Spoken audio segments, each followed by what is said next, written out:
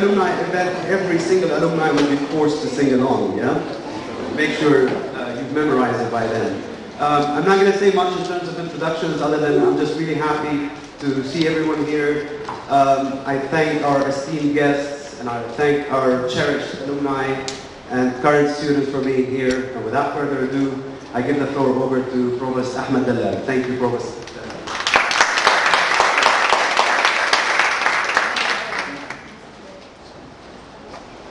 MEPI, tomorrow's leaders, alumni and scholars, colleagues and guests.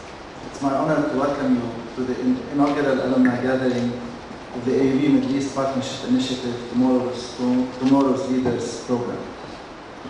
It has now been almost 8 years since the inception of the US MEPI Tomorrow's Leaders Program at AUB. And in that time, AUB has been lucky to host over 70 young scholars from the MENA region.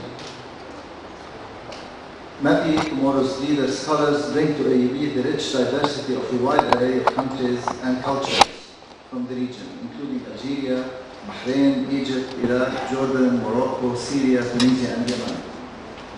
They pursue their undergraduate degrees in a wide range of fields in the arts, humanities, sciences, social sciences, and in business administration. In the coming fourth semester, we will be welcoming another 21 Tomorrow's Leaders with 2 new countries of origin, further enriching this program and AUB, namely Libya and Palestine. Over the past 3 years, over 25 MEPI Tomorrow's Leaders scholars have graduated from AUB. And this semester, we will congratulate yet another 10 of our students as they take this momentous step into leadership in their communities.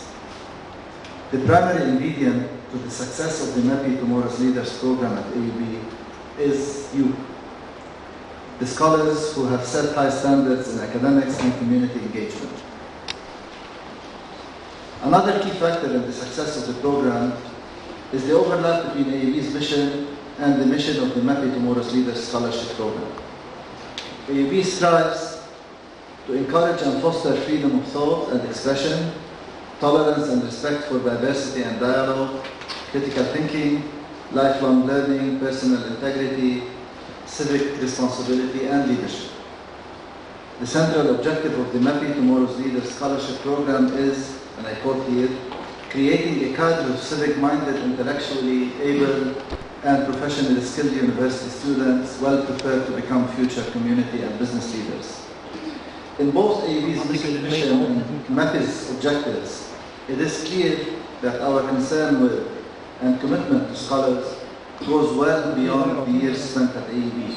For those years are preparatory and the most arduous and important journey comes in the years after AUB. It's easy here. If you think it's hard, just wait. It was with this in mind that we have launched this regular gathering of MEPI Tomorrow's Leaders alumni and current scholars. It is a pleasure to have so many of our alumni with us on this occasion of reunion and the celebration of continuity in our joint efforts in support of the values shared by MEPI and AUB. Again, freedom of thought and expression, tolerance, critical thinking, integrity, civic responsibility, and most certainly leadership. We hope that this event will be the beginning of establishing and maintaining the ties and connections between the AUB MEPI Tomorrow's Leaders alumni and their alma mater on the one hand, and between the alumni and the current scholars. We also aim to establish alumni as ambassadors for the AUB MEPI Tomorrow's Leaders program in your home countries and communities. I'm glad that Mr. Eric Ryan from the US Embassy is with us today to celebrate our accomplishments, celebrate your accomplishments. Without the US Middle East Partnership Initiative, the scholars and alumni here today would probably not have had the opportunity to study at AUB. And equally as important, AUB would not have had the opportunity to be enriched by your participation in the educational community of this university. We will also hear from Farah al-Muslimi, one of the first AUB MEPI Tomorrow's Leaders scholars, who I want to recognize not only for the example he sets as an engaged researcher, journalist, and one of the most prominent youth activists in Yemen, if not the region, but also because of his continued involvement with the AUB community and with the MEPI community. Of course, we should thank and appreciate the partnership between the MEPI program and the Alumni Office. And I should here thank Hadi Hassan, the director of AUB's MEPI Tomorrow's Leaders Scholarship Program, and his team, Sami Shatila and Melissa Ajamian, who support the scholars in so many different ways during their educational journey at AUB. Finally, and most importantly, I want to thank you, the MEPI Tomorrow's Leaders, Alumni and Scholars, for your hard work and contributions to AUB and your communities. You are forging new paths for a better tomorrow. Thank you, Professor, for that opening welcome note. Indeed, I join you in thanking all those who thank with that in mind, I thank Eric for being here, and please I invite you, Mr. Eric Ryan, Med Coordinator of the U.S. Embassy. Thank you, Eric. Thank you, Dr. Hassan, for the kind introduction. And thank you to the Tomorrow's Leaders for hosting me today. On behalf of the American Embassy, I am delighted to meet all of you and learn about your experiences at AUB and everything you have learned at this fantastic institution, and especially that you have moved on. Personally, I've always had a problem with the name of the program, Tomorrow's Leaders. I'll explain this by asking a question that many of you may remember. Please describe a time when you took a leadership role or your peers looked to you for leadership. Explain what you did and the outcome. I've asked that question of hundreds of Tomorrow's Leaders candidates. And the answer to that question helped determine if you would sit here today or not. You were never just tomorrow's leaders. If you were just leaders of tomorrow, you would have never made it into the program. You were leaders the first day you applied, you are leaders today, and you will be leaders tomorrow. Former American President Franklin Roosevelt said, "Democracy cannot succeed unless those who express their choice are prepared to choose wisely." The real safeguard of democracy, therefore, is education. The education and experience you gain here at AUB through the Tomorrow's Leaders program will and has prepared you to return to your countries not only as the safeguard of democracy, but also the vanguard for democracy. Democratic change is not always easy or clean, but where it has taken root, democracy consistently proved the best form of governance. Democratic states are more prosperous and with a more equitable distribution of rights and wealth for all of the people. Throughout history, individuals have tried to hinder that prosperity and take away equality.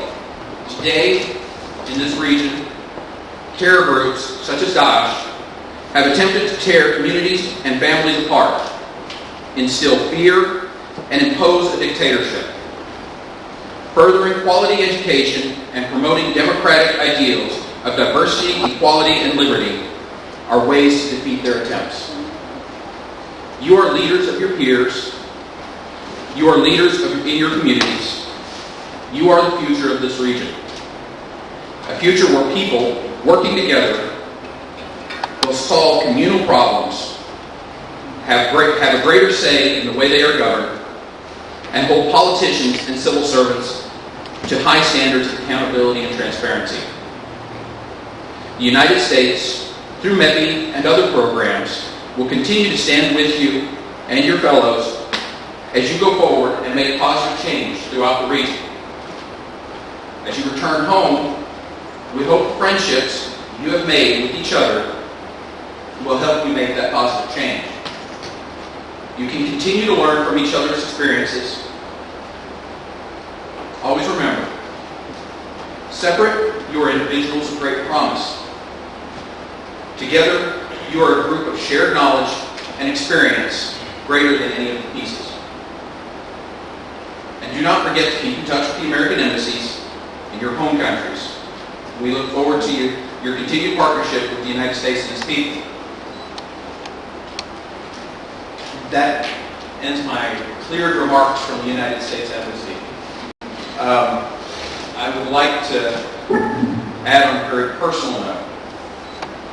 I have had the chance to interview hundreds of tomorrow's leaders candidates. Some were fantastic, but still were not quite to the top level to make it where you are now. You are truly the best at what your region has to offer. And you were able to come to a fantastic institution and improve and better yourselves. And as the American University of Beirut, I would like to hope and point out that perhaps you've learned something that is, while not uniquely American, has been identified as in abundance in America. French philosopher, political philosopher de Tocqueville, he noted that America was probably the most optimistic country in the world. I've learned from myself and my life experience. My wife is from Russia. And whenever a Russian person falls or hurts themselves, the question is, are you sick? Are you hurt? The expectation is somehow you were hurt. That's why you fell. Or somehow you hurt yourself. The American answer is, are you all right? We expect you to be all right. Don't forget that optimism. This region needs it. And the youth is what represents the optimism in most cultures. You are that optimism. Carry that forward. Your region needs change. Your people want change. And I hope you will be the agents of that change. Thank you. Thank you, Eric. Precisely, I think I have to say, for using the word optimism in such a period of time when it seems so little used. I think that's precisely what we see when we look at our MEPI scholars and MEPI alumni. Thank you very much for emphasizing that point, optimism. Right? Again, we are here today, both AUB and MEPI, our alumni and our current scholars, housed in the Alumni Clubhouse. And that was one of the key issues we wanted here today, is to really begin to work towards establishing, down the line perhaps, a MEPI alumni chapter. That's down the line. You'll come in and helping us do that. In the meantime, we are here, hosted by the Alumni Relations Office. And on that note, I'd like to welcome Ms. Arabiya Muhammad Ali, Director of the Alumni Relations Office. Thank you. Hi everybody. Thank you, Professor Della. Thank you, Eric, for the beautiful remarks. I chose to give a presentation, a PowerPoint presentation, because I think this is one of the rare opportunities that we have alumni and students sitting in the same room, alumni and TL students. So I wanted to seize this opportunity and share with you some facts and figures to persuade you that you have a very important and challenging role once you complete your education here at AUB. You're not done. Once you carry the AUB diploma, AUB degree, you have a huge responsibility toward the university, toward your peer alumni, and toward the current students at AUB. So I just want to share with you some information. Hopefully you will enjoy it. You'll not get bored. If you start tuning, let me know and then I'll stop. Okay. By definition, AUB alumni are all persons who have completed their education at AUB or have studied at least 1 year at AUB. We also have the honorary degree alumni who are usually granted this status of being an alumnus at the university by AUB. We have 58,000 AUB alumni. This community grows by more than 1,500 every year. More than 1,500. They are distributed all around the world in more than 100 countries. Majority of our alumni live in Lebanon. But again, this is not really accurate because this data is according to our alumni records. Some may be registered as living here in Lebanon, but they are living abroad. And then comes MENA, North America, Europe, and the rest of the world. The age of our alumni ranges from 20 years old to 100. Recently, the past few years, like all other academic institutions, we have a shift in the age demographic toward more younger alumni. So sooner or later, the majority of our alumni are going to be young rather than middle age or senior. So you will be representing the majority of the AUB alumni, and thus you will be more responsible to carry the torch that other alumni carried before you. What did they study? Majority of the graduates are from the Faculty of Arts and Sciences. Second comes engineering, business, medicine, health sciences, and FAFS and nursing. What do they do in life? Where is the person now? Okay. Just go to the AUB LinkedIn page. Look for the AUB alumni connection and careers. You will find that you will have more than 35,000 alumni members on LinkedIn. They are involved in all imaginable professions. They are all over the world. Recently, I met two who are living now in Alaska, and they're doing everything you could imagine. All of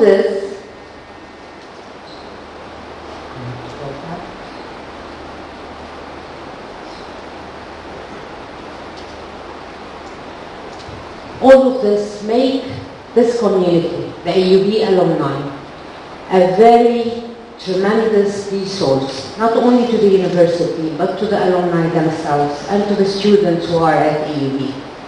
It's one of the key factors that can help AUB continue with its accomplishment and its successes. We rely on our alumni to achieve what we can do. And this is not only because we want to help AUB, but we want also the AUB alumni to help current AUB students in their career, in their profession, being mentors, and so on. All of this made it very essential that AUB seriously thinks about developing a very strong relationship with its alumni. A mutual, beneficial relationship. We want to benefit from our alumni, but at the same time we want our alumni to benefit from AUB services. And that's why AUB took on the responsibility of keeping the university academia very high, so that your degree is something that you're proud of. Keeping all the alumni engaged and closer to the university so they can help the university. And in the same time, provide services to the AUB alumni around the world. AUB also invested a lot of its resources in developing alumni programs in all AUB faculties, and developing and establishing a worldwide alumni association, YAUB, and this is the clubhouse where we're here today at the YAUB clubhouse. And the YAUB is an alumni volunteer body. They are all alumni. They're not staff from AUB. They're alumni who are contributing their talents, time, experience to support other AUB alumni and to support AUB. They also established the Alumni Relations offices at AUB and in New York to help AUB, and the chapters all around the world. We have more than 62 AUB alumni chapters in all the countries. And I'm going to give you a glimpse of the chapters we have.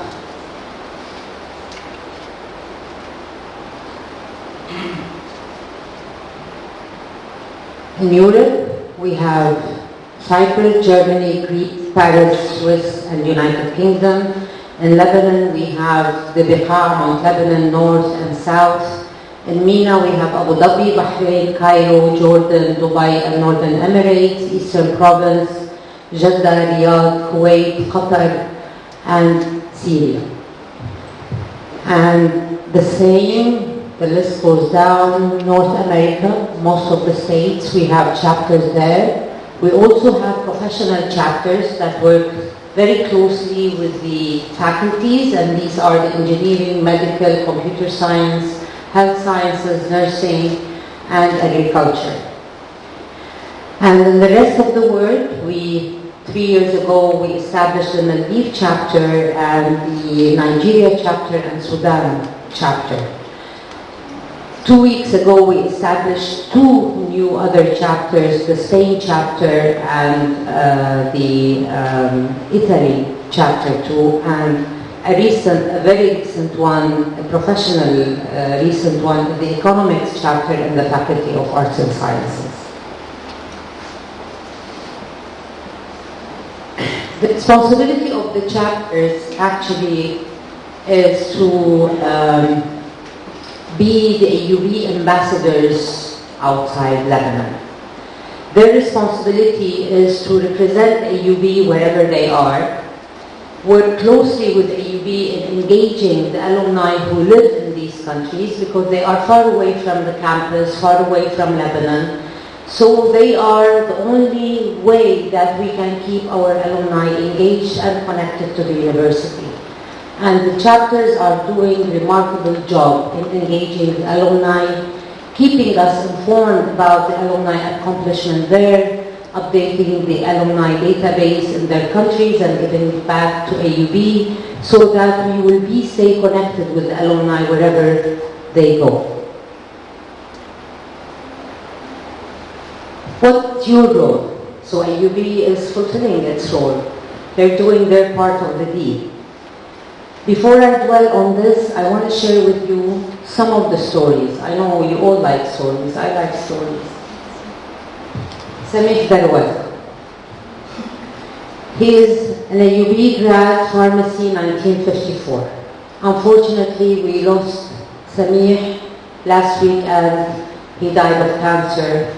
He was a great friend of AUB, a great supporter. I met Samih, the first time I met Samih Darwaza was during his 50th reunion.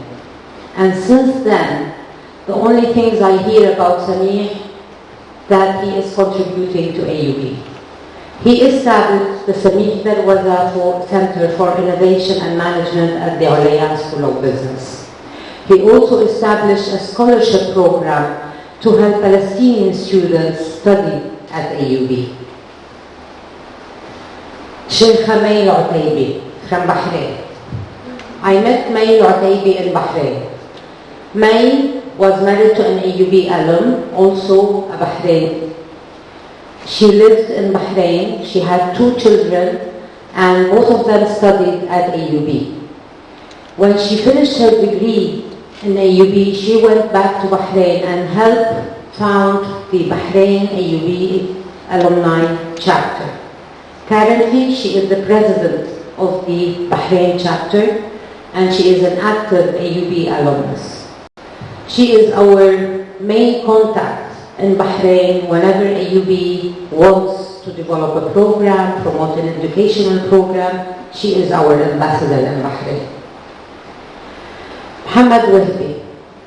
He finished his medical degree in 96 and a BS in 92. He lives in Atlanta. He is a physician.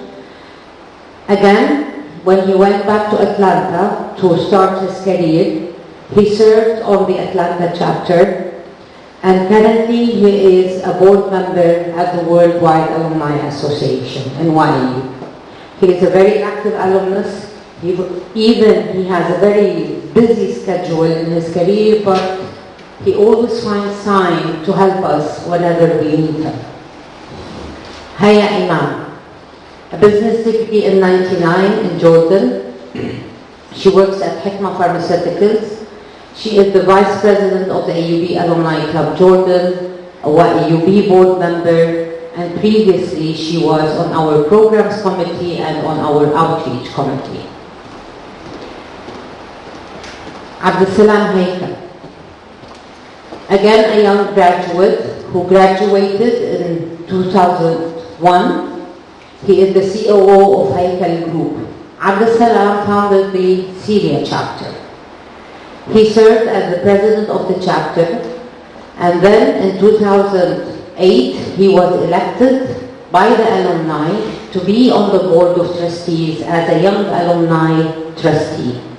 Currently, he is a board of trustee member and a chair of the Alumni Affairs Committee on the board of trustees.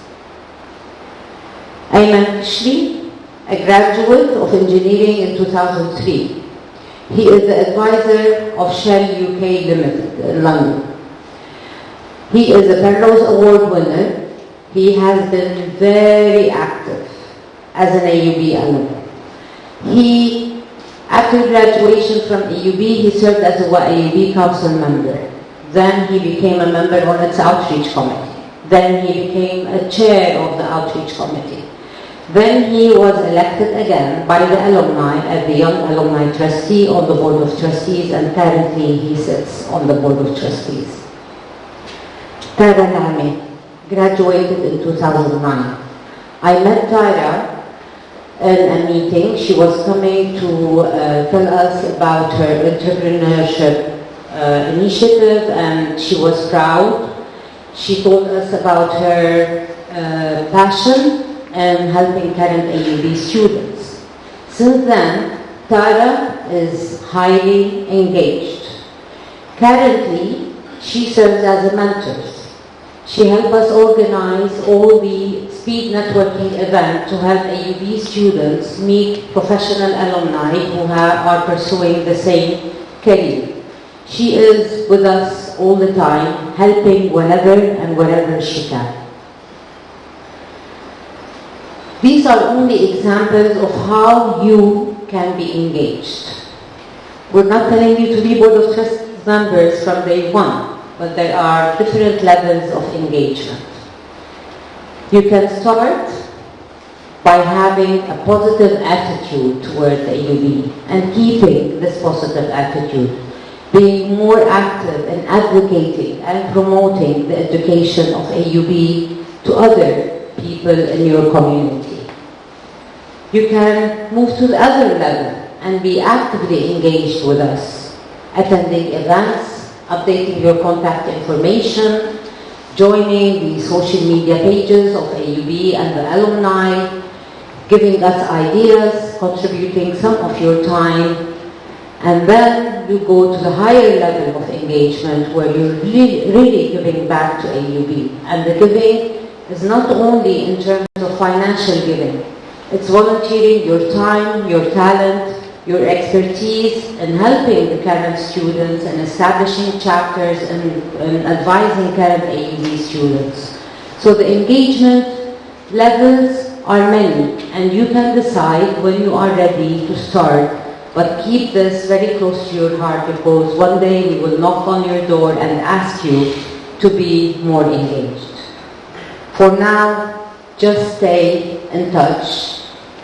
Even when you finish UB and you graduate from AUB, make sure to tell us where you are, what you're doing. We might need you to help other students, TL students, or even students in your community. So just stay in touch. Thank you.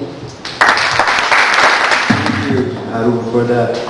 I don't think one can ever overestimate the work that the Alumni Relations Office and what AUB does. And 35,000, you said, is our current count. 58. Plenty. This is very important. I really hope we can down the line really work towards, as I said, the MEPI alumni chapter with a kind of a focus, because as Professor Salam said at the very beginning, continuity. And I think the years after AUB are, if not as important, perhaps more important than the years you spent at AUB. And definitely we want continuity, and definitely alumni being engaged with us continually, both on the MEPI level and equally on the AUB level. After all, you're AUB MEPI alumni. And on that note, I invite to the podium one of our perhaps favorites.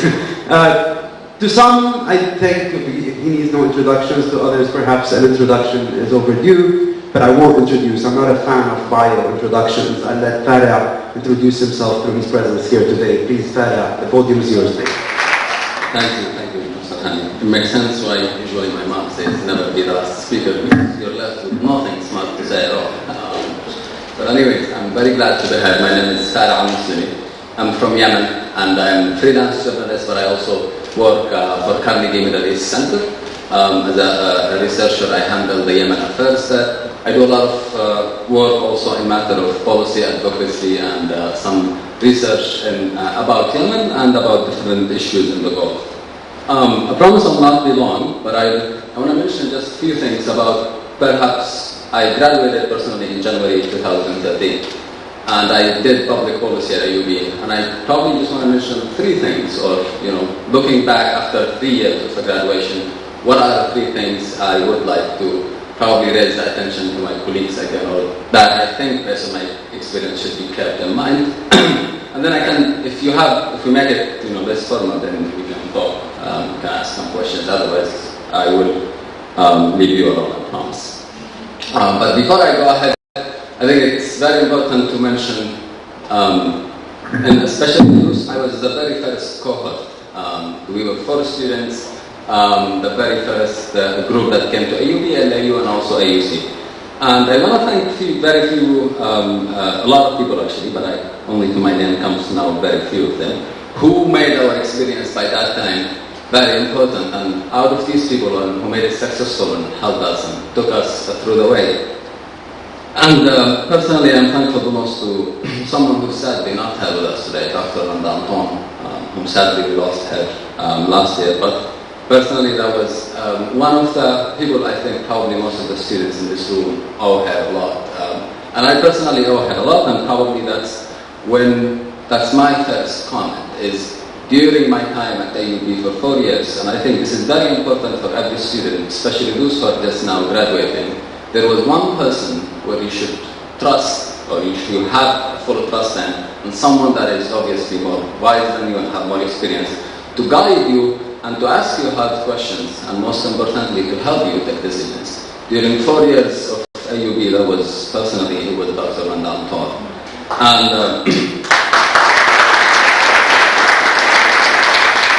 I think it's very important that each and every one of us, and probably that's point number one, that each one of us have this person in his or in her life, every single point of their lives. And that person should be your mirror. And this is very important because I came to UB, and for the first year I wanted to do petroleum engineering to please my dad. And I really studied for a year. Hopefully I was doing petroleum instead of public policy. It's a part of the Middle East culture. If you don't do engineering or medicine, you lost it. Today and on the day of judgment, you're done. And under that pressure, I did it. And Dr. Anton, we kept meeting in the smoking areas every day, and we talk and we talk and we talk and we talk. And then she's like, "You really do not fit petroleum." I'm like, "No, that's not gonna work." 1 year later, after such long conversation, I remember that day in the morning, I stayed up all night thinking about my major and why I was not happy doing petroleum, even though my dad was the happiest man on earth. And I wake up in the morning, I swear, literally like this, and I pick up the phone, I call my dad and I say, "If you like petroleum, come study. I'm not doing it." And I got back to Anton, and she looks into me as soon as I walk into her office. I was like, "I need to shift my major to public policy." She looks and she says, "You will never regret this, I promise you." And so far I never did, and I think I will never. But that person is very important in your life. I could have done very wrong because I thought my wisdom was enough, and she was not, she was someone. And probably that's the first thing to keep in mind, whether you're a student right now or you're someone graduating or someone who have already graduated. Another point probably is, I want to speak about is, we look very highly into ourselves as AUB students, and that's very fine. That's good actually, that's part of our pride and what we make and what we represent and what we learn.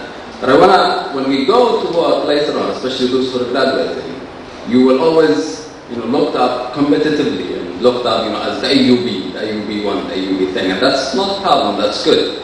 But just a reminder that that's the responsibility and not the luxury. That means when we evaluate ourselves of what we have, we sometimes miss the point of our purpose. But when we evaluate ourselves on what we are doing, then that's when we miss the point. That's when we start doing the right decisions, I think. In another point, I look into myself every morning when I am in Yemen, and I say, I am from a country that, my number one power is I speak English in a country that very few people speak English. But that's not a luxury as much as it is a responsibility to speak in English for every single person who does not speak English in your community, and to tell their story to the world, and to tell the world's story to them, and vice versa. That's when it comes to responsibility, I think, and not the luxury or the privilege. Another point is, perhaps, or my third point would be is, if you do not have a plan, you're part of someone's plan, whether you like it or you don't like it. And this can be even when you stand for causes and for the right things. Unless you have a comprehensive plan of what's next and what's part of this, even your very rule of what you think is a great or heroic is actually very questionable and unthoughtful if it is. And it can be one, or it can be part of someone's plans if you don't take it one further step and accomplish your own plan or establish your own plan. A third thing is very important is to stay connected to your grounds, wherever you come from and wherever you are. The truth cannot be found in books, but it is usually found in these bridges when you try to represent those who are not represented, and when you talk to them. This can mean you keep reading the paper, but it also means that you continue taking the bus and the cities and the train, just so you have a day-to-day conversation with the people around you. My last point perhaps is about, as much as leadership, or as much one thing I have learned over the last few years is, as much as leadership is about compromise and negotiations, at one point it's completely about opposite. That's when you should not compromise your principles for the sake of a practicality or for the sake of a pragmatism, because you will end up losing both your principles and your goals.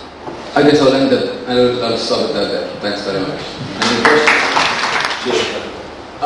So last year I created something called Sana'a Center for Strategic Studies along with a few friends in Yemen. It's a young-led think tank that aims at bringing new approaches to Yemeni and regional affairs and issues.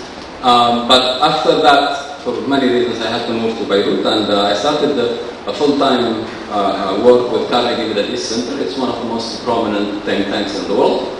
What we do is usually a lot of research. I handle the Yemen file, and that means I write a lot of articles about Yemen. I do research about Yemen, politics, social, economy. I'm organizing a conference on the 26th about Yemen, current conflict happening, and that will be also in Carnegie. Anyone is more than welcome to join. But most importantly, I think with the point of research and why I like it, even though that I am not actually the typical student you would think of, is I think it's very important in this part of the world to bring knowledge to politics and to decision making. Unfortunately, that legacy is not as much in the region, and Carnegie is one of those places where it gives policymakers briefings, formal, informal knowledge, to when they take a decision, hopefully they know what they are thinking about or what they are doing, because usually that's what it takes to be a politician, to be very confident and know very little about the topic. But that's one of the things is I do on a daily basis. Is actually mostly I brief international organizations, I brief governments on especially on Yemen. I brief the Yemeni government on what I think on different occasions or issues and what they should do and should not do on many levels. But one of the, I come from a country that is very poor on matter of research. The content is very low. That's ultimately one of the goals I personally have, is to increase, especially in English, the content and knowledge about Yemen, different issues.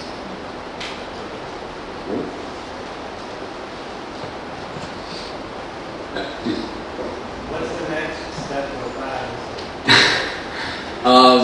I don't know. And that's probably one thing is, contrary to what people around me usually do, I don't plan, I don't necessarily, I plan, but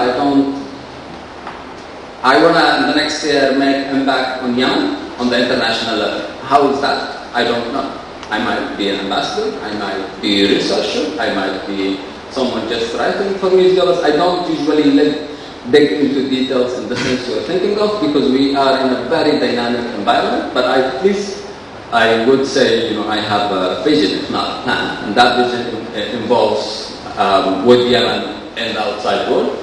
I don't know exactly how. I was in Yemen, and the plan was to stay for the next 2 years there, and I suddenly found myself escaping the country last 3 weeks ago when the war started off, or 3 weeks after the war started this time in Yemen. So it's, I don't know on that specific thing if you're asking, but on the matter of the big picture is I am hoping and looking forward to making an impact on the way the world deals and looks into my country in the longer term, in the next 2 years hopefully. Yeah, cool. Please. How do people in Yemen perceive? How do they think it? How would you say they think? What's it? Handsome? Like what? Politically? When they hear Farah listening, how do they think? I mean, that's a very bad question. I don't know. Yeah. But I think one of the most important things is over the last 3 years in Yemen, I'm a public figure in Yemen. And this is for many reasons, because I did testimony in the US Congress about drones in Yemen. I did a lot of work related about Yemeni topics in Yemen and outside Yemen. And over the last 3 years, there has been a huge, massive recruitment and, how do you say it, recruitment and siding and sectarian political division around the country. So far, I think, or at least I like to believe so, that I have managed over the last few years to maintain that name of a credibility and of in the middle of things. That's not necessarily biased. And I think that's when you speak about a society right now that is witnessing a huge collapse in its cohesion, in its youth work, in its religious tolerance. One of the things you think, as the society in Yemen is going along through these things, when my name comes off, I like to think that it comes off as one who crosses these different issues, and as one who speaks, even though, for example, he's from the north, he has more, let's say, support in the south of Yemen. And I think that's our role in the next few phases. Our countries and societies and communities are starving for heroes and for people who are across sects, across cultures, and across groups, and probably that's one of the things we should do. And that doesn't have to be in the paper or on the political level. It can be on the work level, on the neighborhood level, on any level. We are, sadly, after we witnessed in 2011 the huge hopes and I think the tsunami of optimism around the region. Right now we're witnessing the seasonal immigration to weapons and to guns, and it's very important people, or especially young men, I think, continuously making the point in their words, action, and what they do, that this is not necessarily the best solution, and there is a way forward, especially that we are literally everything around us is violence, and I tend to think that this is one of the things is when you think of the hopefully promising side of Yemen. Hopefully, I am one of the next who come into that. But I don't know. Rahim? I just wanted to ask you, what have you done in Yemen as a MEPI Alumni? Like, you mentioned what you work here and what you write, what have you done to Yemen? So, in Yemen, after I graduated in 2013, I worked for a while as a freelance. I wrote for them. I used to be a journalist. I write for the National Foreign Policy, Foreign Affairs, and monitor Safir different newspapers. And I used to run an NGO called Resonate Yemen, which is a grassroots-led NGO that aims at constructively engaging Yemeni youth in public policy. Before I moved this last year into research. That's probably most of my work over the last few years. I've been mostly involved in the political movement of the youth and the movement happening around the country from the south to the north over the last years.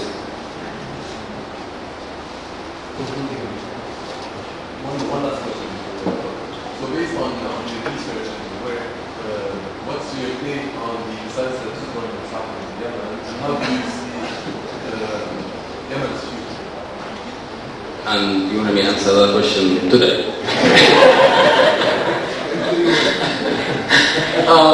I think it's I've made this very clear on multiple occasions that I think it's a huge failure when the richest country in the Arab world has had to bomb the poorest country in the Arab world to make a change in its political dynamics. I cannot think of a more failure than that on earth and heavens. Especially when this failure is combined with the borders of 1,500 kilometers and a long historical connection between the two countries. I don't think weapons. I am a 25-year-old man. I have lived at least 15 wars in my life in my country alone. And I definitely can assure you that I do not need one more. And one more will not solve the issues of Yemen. And I can swear into that. And unfortunately, the current policy, I don't think by the Saudis will end up in solving the issues in Yemen. Clearly, what happened in Yemen is a very complicated story, but it's obviously a great example of the ultimate failure of the international community, I think, in doing something, because they took the lead in Yemen over the last 3 years. They imposed the GCCD, which was a pragmatic attempt in trading justice for security, and ended up in losing both. And so far ended up in raising, raising the legacy of violence, the legacy of no punishment, especially with the immunity law that was given to the former president. In Arabic we say, "Man yazra'u shaw la yahsud al-'inab," and the Saudis have planted Saleh for 30 years. I'm not sure why you would be surprised today that he's not behaving well. But obviously, sadly, this war will not end up, I think, in doing anything good, neither for Yemen, nor for the Saudis, and nor for the region.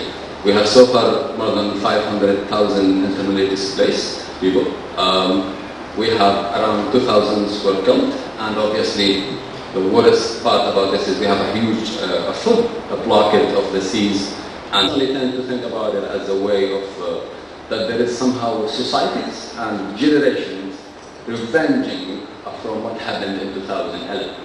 In 2011 there was a movement of youth around the region, they were brave, and they went, started in Tunisia, Egypt, all the way, they stood up for the governments, and some youth, I think, in some societies and some countries were left behind with this, flirting movement around the region. And obviously now to make up for it, I think, and to let people somehow lose hope also in the idea, or fear the idea of change and protesting. The continuous violence in different parts of the region is one of these policies to make people regret going to the street. Both Team Agreement and Team noted we want this more to be a kind of open forum of discussion from current scholars and alumni to address any questions or issues you want to raise. There's a roaming mic, so if you have a question or you want to interject, or as Team Agreement said, to criticize or critically evaluate, you just raise your hand and any set of questions or issues you have. It's an open forum for discussion. No question? Everyone's just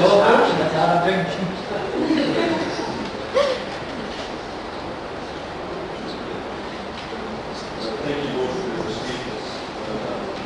Is there any particular... Sorry, can I just, if possible, if you're going to ask or interject, please just introduce yourself briefly. We know each other, but not everybody. Thank you so much. I'm Osama Nas, public administration senior undergraduate. My question is AUB or the two research faculties taking any new steps in modifying the curriculum? Is there any new direction or vision undergoing? I've been hearing that you're trying to make the education curriculums at AUB more volunteer-oriented, to engage, to help people, or to encourage students to engage more in the community, to be more active with the system. So is there anything more along those lines, or anything you'd like to add based on that? Yes, you're absolutely right. I think the MEPI program is one of those that has that built in, and actually the MEPI program, along with the USAID program, because it's required, is actually helping to move AUB in this direction, because we have this whole cohort of people who need to go out and do things. But of course, we actually established the Center for Civic Engagement a few years before that, actually right after the 2006 Civil War. That's when that got started, when many AUB students for the first time went to parts of the country they hadn't been from. Some students from the north went down to southern villages and began to do things. And literally for the first time in their life, they had been in a different part of Lebanon from the part they were familiar with. So we are working on this. We have a new center at AUB, the Asfari Center for Citizenship and Civic Engagement, which is kind of a research and outreach center in addition to the direct educational center. So this area is continuing, and I would have to say that in all of our faculties, the last few years have been a period in which there's been a great deal of growth of new programs. I know when I was he commented on that, but in the Faculty of Arts and Sciences and Health Sciences and Engineering, we've expanded greatly, mostly at the graduate level. In FAS, we have one new graduate program, Media Studies, which has become very large immediately. And we have many new graduate programs. AUB is trying to keep this balance of being a really high-quality undergraduate university, while at the same time moving more into graduate education and research. You know, there was a time when there were not very many universities in this region, but now there are so many new universities, and it's a bit natural for us to be a center of graduate education where people will come after having attended a different university. So we've identified this as a kind of direction we're going into, and I think by most measures we are the leading research university in the region. I mean, and our goal there is, you know, to help this region become a center where knowledge is produced and not just consumed, and where the world can be kind of understood from this particular place, from the perspective of this place and of the Arab world. So those are some of our perspectives, and there's many individual programs that we can talk about. As you know, business schools have strategies, and to remain competitive, we need to go into a constant, continuous improvement effort.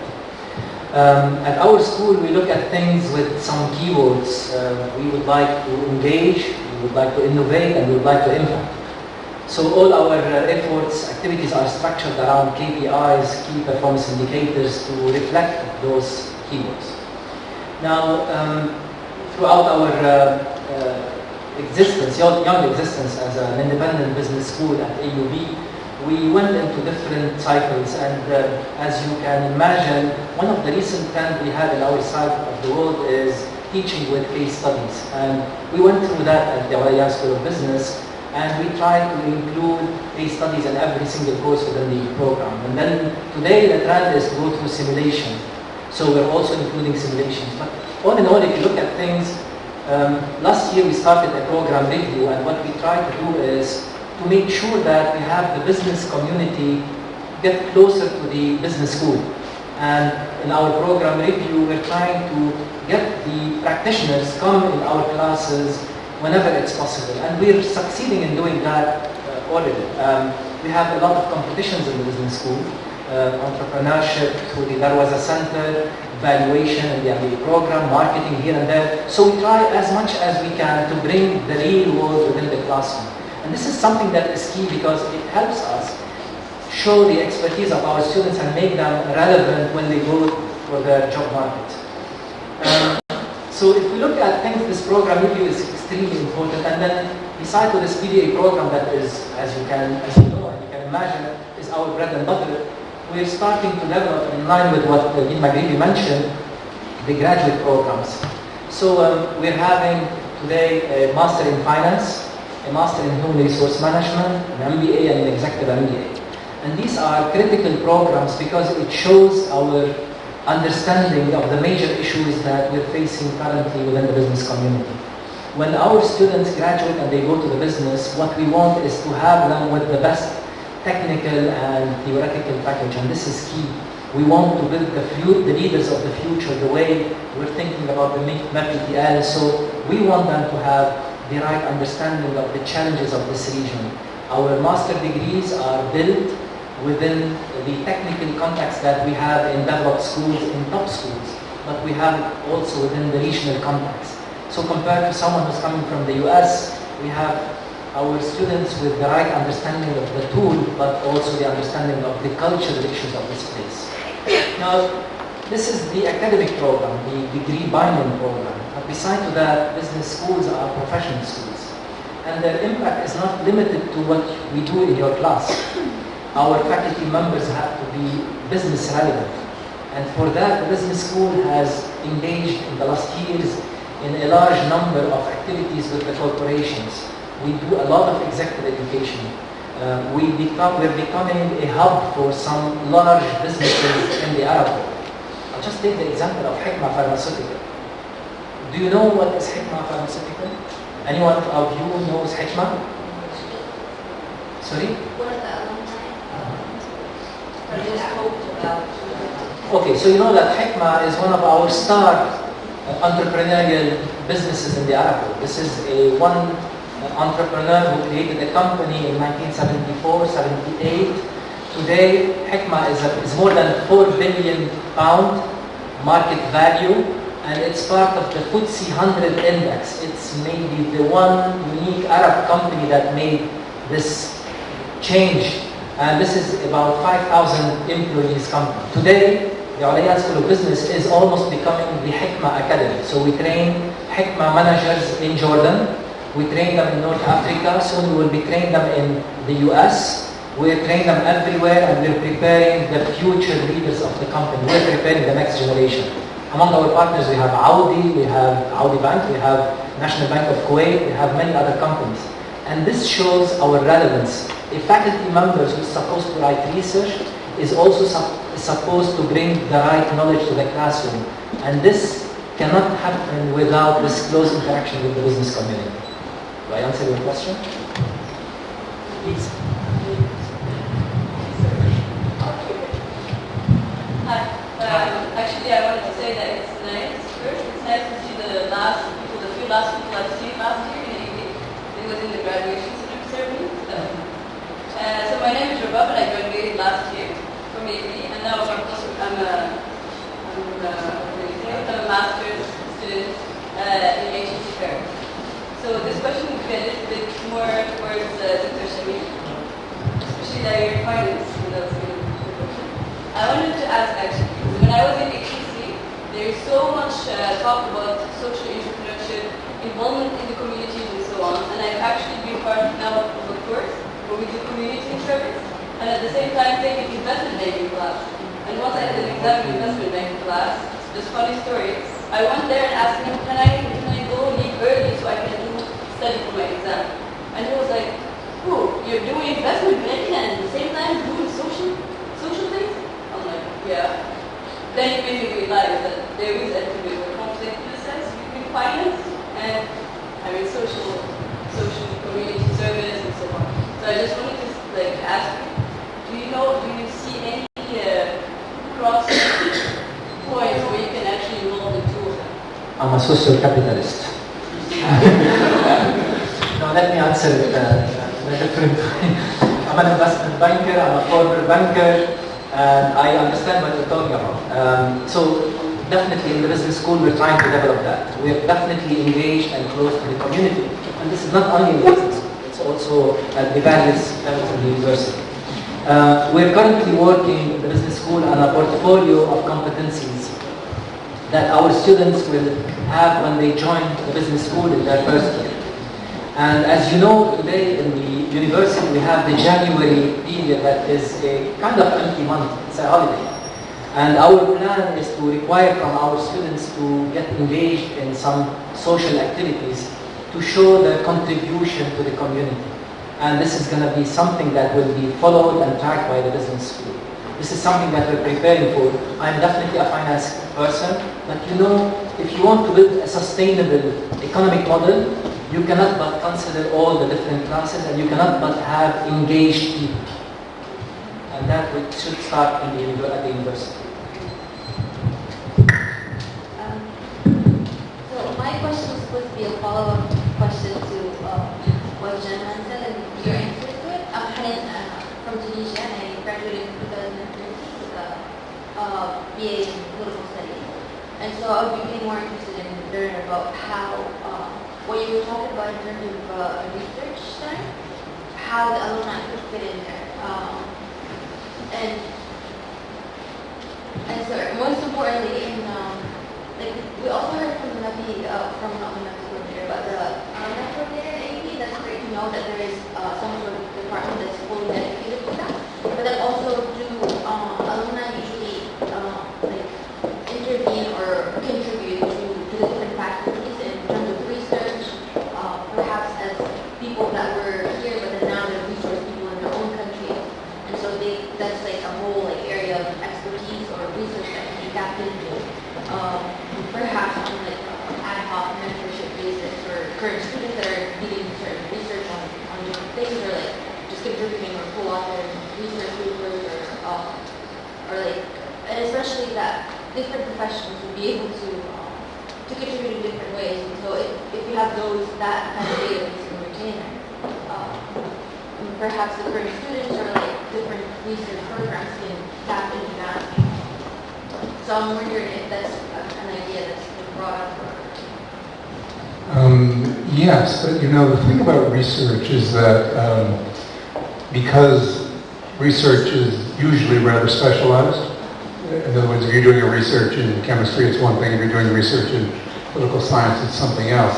Now, our Alumni Affairs Office, of course, has all kinds of ideas about engaging alumni with prospective students and with each other and keeping them in touch. But, I mean, as Dean of Arts and Sciences, I know that a very large number of our faculty members are people who graduated from AUB, for instance. So they go off, they do master's programs in various places, they eventually come back to AUB. Others don't come back to work, but they come back to participate in conferences, they come back to visit their mentors, they often are involved in collaboration. And of course, research works differently in different settings, but many kinds of research involve teams, and so you begin to develop people. Some research specifically benefits from people being in different locations. You know, so in the political and social world, you know, people are interested in trends that are going across the Arab region. You know, someone in Tunisia would have a lot to you know, add to a research study, and there are many of these happening. Another immediate way you might participate is through conferences. We have a number of conferences that happen, you know, in different areas.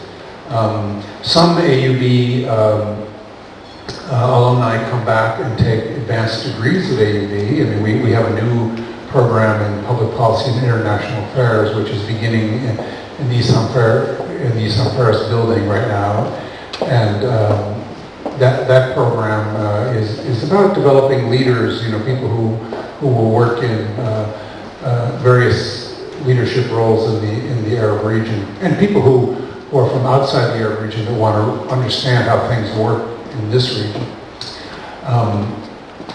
So I think when it comes to research, it's a bit difficult to have a general answer because it tends to be more dependent upon which area you're in and who you're working with, who you're collaborating with. But I think AUB has a strong desire, particularly in the Arab region, to reach out and to maintain connections. And I think also we've always been a university that encourages people to create international networks, you know, because scholarship is international and research is international, and you can't be confined to even one region if you want to keep up with things. So we are trying to be a way maybe for our alumni to also keep in touch with these things. And sometimes there are more specific things, like we invite alumni to come back to speak about their experiences or what they've learned. You know, we're about to have our 150th anniversary celebration in 2016, and there's kind of a major effort going on to attract people to come back and to talk about their experiences. And some of it will happen in small venues like apartments, where we'll invite back some of our alumni to talk about what has been their experience, and maybe to talk to undergraduates who are currently in these majors. Well, I look at research as intellectual contributions, right? And we have different kinds of intellectual contribution. What we try to do in the business school is to have our students being involved in research as per their goals. I mean, obviously, some of our students would like to do their PhDs later on, so they get involved in some research work, the typical theoretical work that we do in our side. But then others are interested in the business side, most of them, right? And as you know, something that is missing in this region is related to case studies that are region relevant. During the last 5 years at the Alliance School of Business, we have published about 35 case studies. 10 of them involved students from our undergrad and graduate programs. 5 of them were purely written and published by our undergrad students. So what we're talking about is we're trying to create awareness to our students on the way to think real problems and write about them. And we're talking about decent publications in well-known platforms, students who are writing case studies about companies, about businesses that are in the region and publishing that in Canada or in the US. Some of our students obviously went into the other side, which is the hardcore research nature. Some of them today they are doing their PhDs. One of them just graduated from Imperial College. She was supervised by top scholars from the US and from the UK. So what I would look at is what is the kind of intellectual contribution our students are interested in writing in, and then we encourage them and we support them in doing that.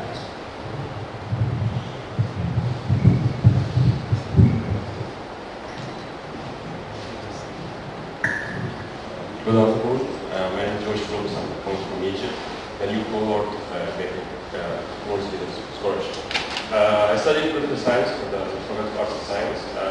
I valued the education I received, and I find it's really dense and rich education. But when it comes to the last level of the undergraduate education, graduation, is there any plans to provide us with any academic courses or academic programs and plans so we can be prepared for the challenges we face in the workforce?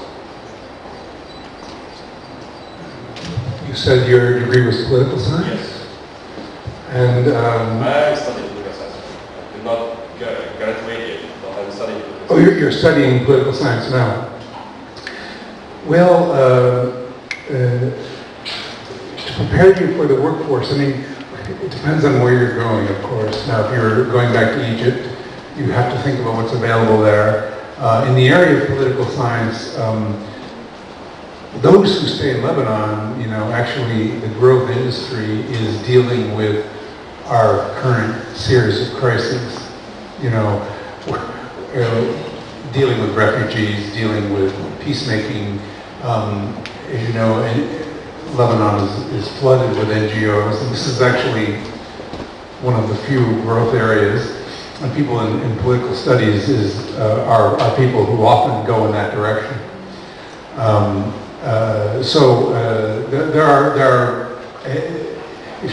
One of the things it depends upon is, do you intend to work specifically in that area, or do you intend to try to work more broadly in business or something else? Because as you know, one of the things about arts and sciences is that it's not a professional school.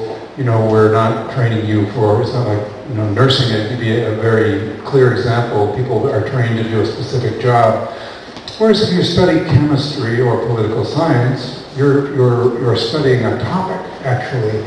You're studying a discipline, and the career is not always obvious.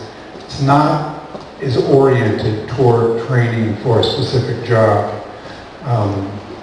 One of the things that often happens is that people from liberal arts degrees will go to graduate school to study something more specific, like they'll do an MBA. In the United States, or they'll go to law school. In the United States, I just read this morning how the MBAs are now all getting hired. We have seemed to be full employment of MBAs, which was not always the case. So that you can combine your undergraduate degree with something more specific. That's one possibility. Of course, many people go directly into the business world, and in the Arab world, that often depends upon connections.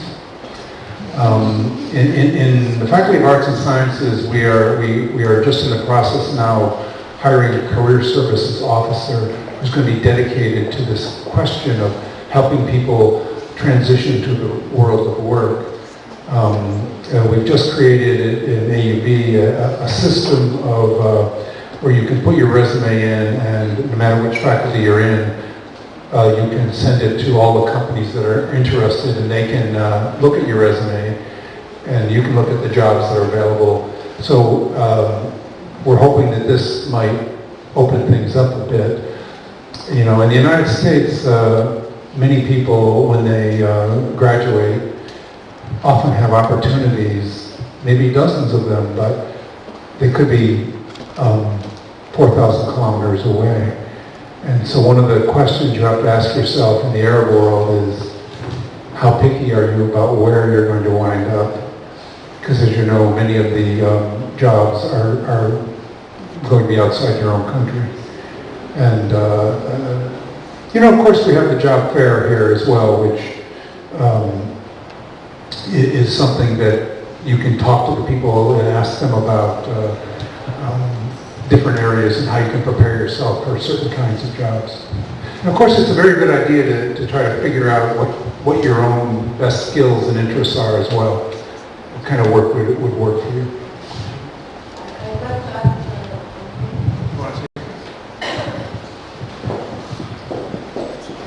Regarding your question about the challenges in the workplace and finding a job, one of the new initiatives that will be launched this year is a mentoring program. A mentoring program that will put current AUB students with alumni who are professionals in a certain field. So the students can sign up with a mentor who is in the same profession that the students want to pursue in the future, whether political science, chemistry, physics, business, banking.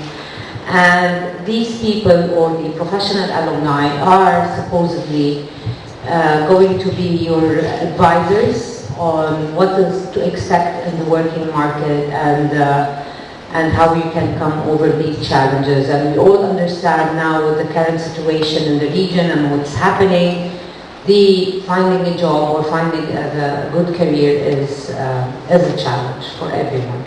Thank you. Just to add to my colleagues, and I have many friends who did political sciences and then went to business schools, did their MBA, Masters in Finance, and then went to the business side. And you can do great communicators, in fact.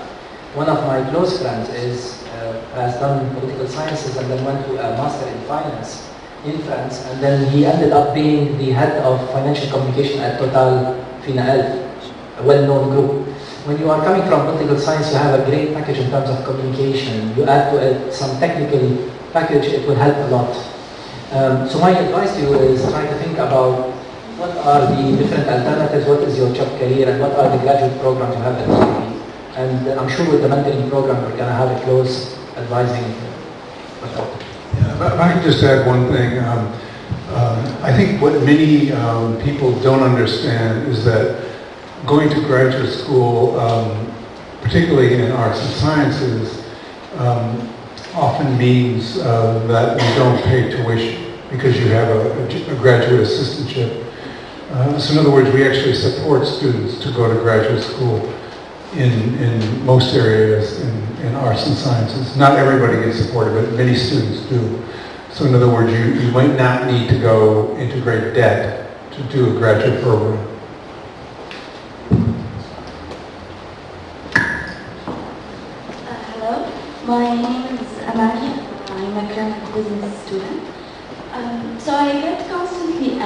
why I chose Lebanon. So my question is, do you believe that AUB is geographically disadvantaged? In other words, do you believe that the academics or the research in AUB might seem as not as significant as the political instability or the poor level of social progress in the region? And how do you think we should tackle such an issue? Last time I looked at the map, I saw Lebanon at the center of the world. So geographically speaking, we are in the right place.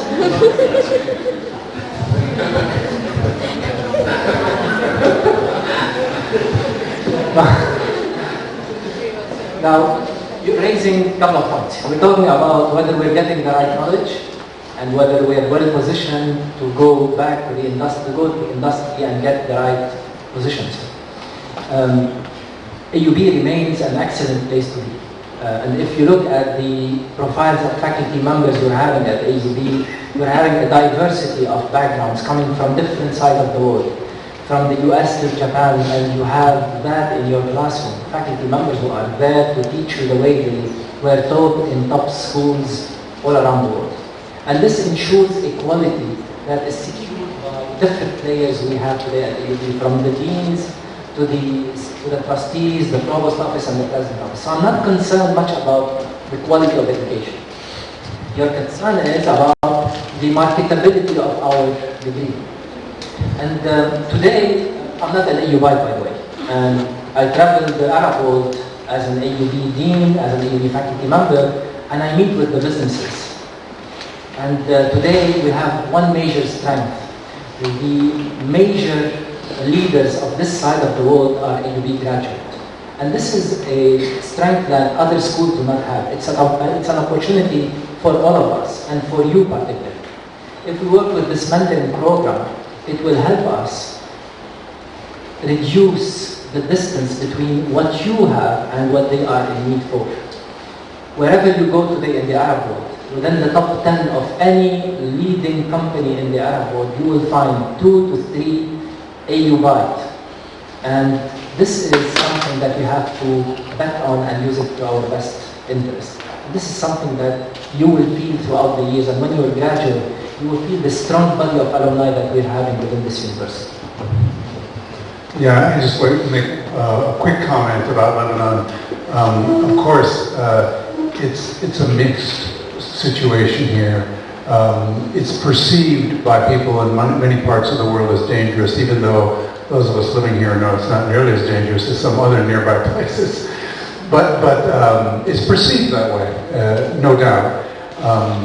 But I think there are some tremendous advantages here in Lebanon, and most of our students, I think, exemplify those advantages. One is that people leave this country with tremendous linguistic skills. They usually know at least 2, often 3 languages, sometimes 4 languages. This is an amazing difference. I mean, if you go to the United States, it's just not true. This gives you a huge advantage. The other thing is, Lebanon, despite the anarchy here, is still an incredible center of information. Everything passes through here. You know, we've got all the embassies here. We've got spies from every country. We've got the NGOs. You know, we've got the news media here. You know, BBC. We have CNN.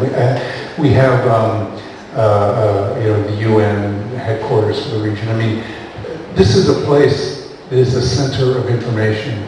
The number of people that pass through this area is incredible.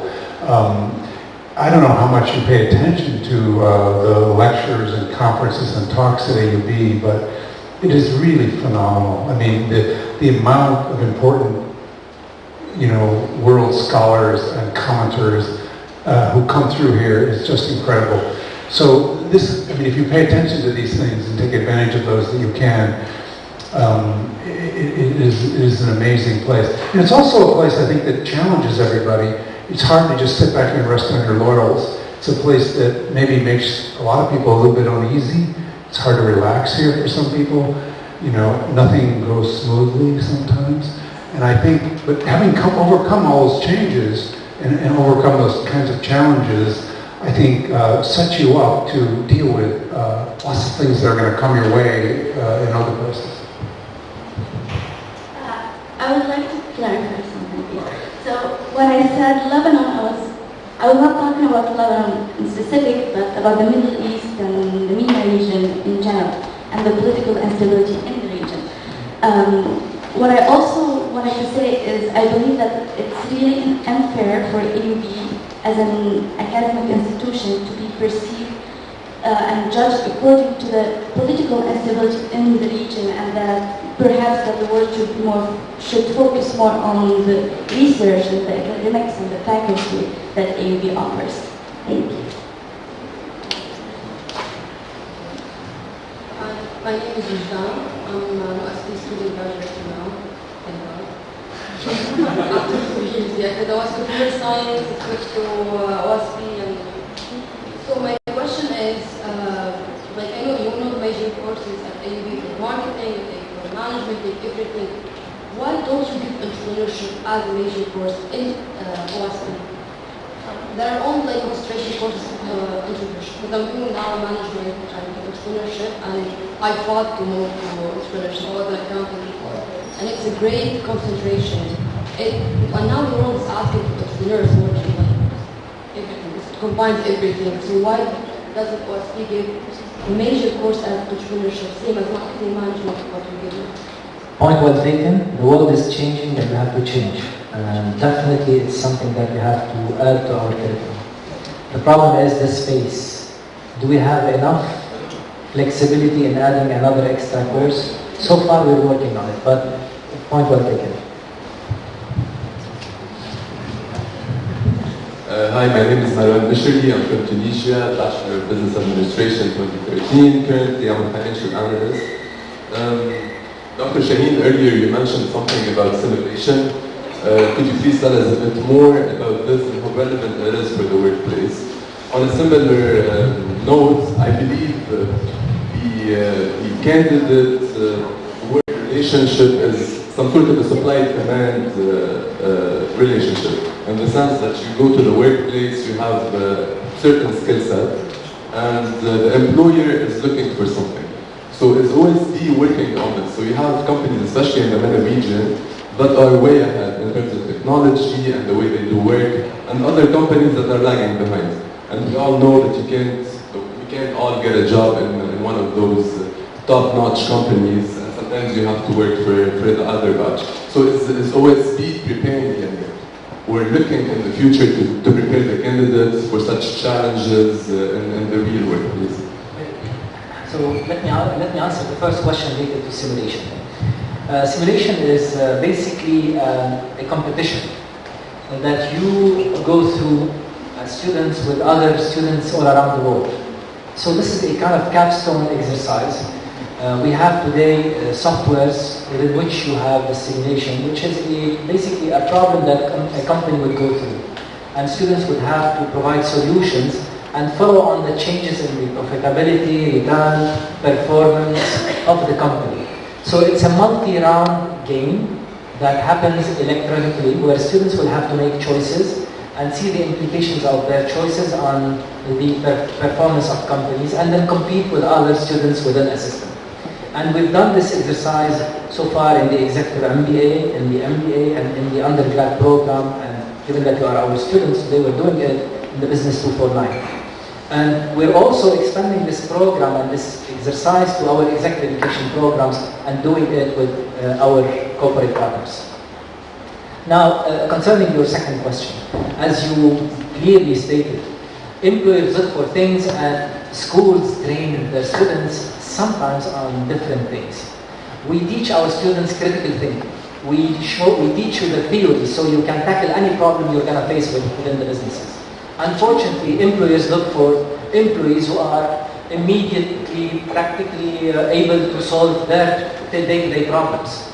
Our goal is to build leaders for the future, is to build the assistant to the managers, to have our students with the ability to grow within the organizations. We're not training technicians to solve X, Y, Z problem. This is a university, and in a university you train people for the future. You don't train them for one task. So what we're trying to do is to work closely with the industry. We definitely have to have our students able and capable of tackling problems in a short way. And this is why, as I mentioned, the program review that we're having today will be involving in all our programs practitioners who will come to the school. And I'll give you a simple example. Our accounting program within the business school is developed, mentored by the Fat Four companies, so the fat auditing companies, the Big Four. And they have reviewed our programs and gave their insight on it. We have comments from their side on ways to improve, maybe add courses here and there. But still, they are the mentors and the coaches for our students. And guess what? The implications? EY hired 20 employees last year in Lebanon. The 20 are AUB business student graduates. So what we're having as a counterpart, we have the trust of our business community, so they just come and hire our students. So, but what you're talking about, as you mentioned for the question related to entrepreneurship, this is a continuous effort, and with your comments, we can simply improve what we're doing. I can just add one thing. The U.S. Department of Labor did a recent study, and they predict that if you look at current students in high school who are about 15 years old, they will eventually grow up and work in jobs, 2/3 of which do not even exist today. So that most of their lives they're going to be working in jobs that do not yet exist. This is what Dr. Shaheen was talking about. You can't simply be training for what exists now. Of course, we have to have a balance because you do need to start somewhere. But clearly, we hope that the broad education you get at AUB allows you to be a person who can keep learning, because this is going to be absolutely crucial. You have to keep learning and be ready to learn new things, and really to be able to kind of think out of the box as time goes on, so that you'll be ready for these changes that are going to come, and we can't possibly train you for those things.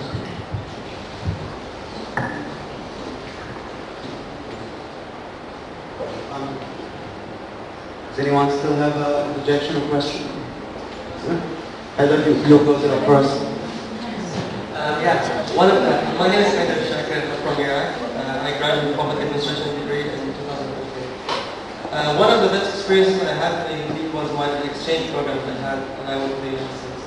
So what's AUB doing in order to increase those exchange programs, not just to the United States, but to other parts of the world, maybe in the region as well, and to receive students as well? And to AUB, it's both for you. Luckily, we have Mrs. Dimashqi here with us. She's our great support to develop internationally and build institutional relations with other universities. Hi. We're doing a lot. I mean, for MEPI students, we have to send MEPI students to the US, as you know. And when we're working, Hani and I, to develop new opportunities specifically for MEPI students, in fact, to broaden the pool of opportunity for you.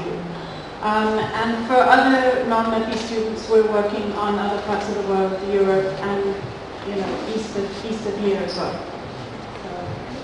I could just add that the Faculty of Arts and Sciences this morning passed a rule that any passing grade you earn at another university will be transferred to AUB, even if it's below 70. It's passive anywhere else except it, because we want to encourage people to have these experiences. Thank you.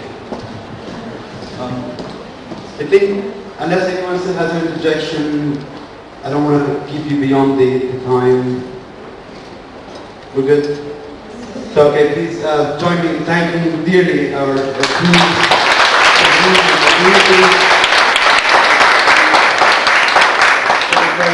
constructive and enriching discussion. Thank you so much for being with us.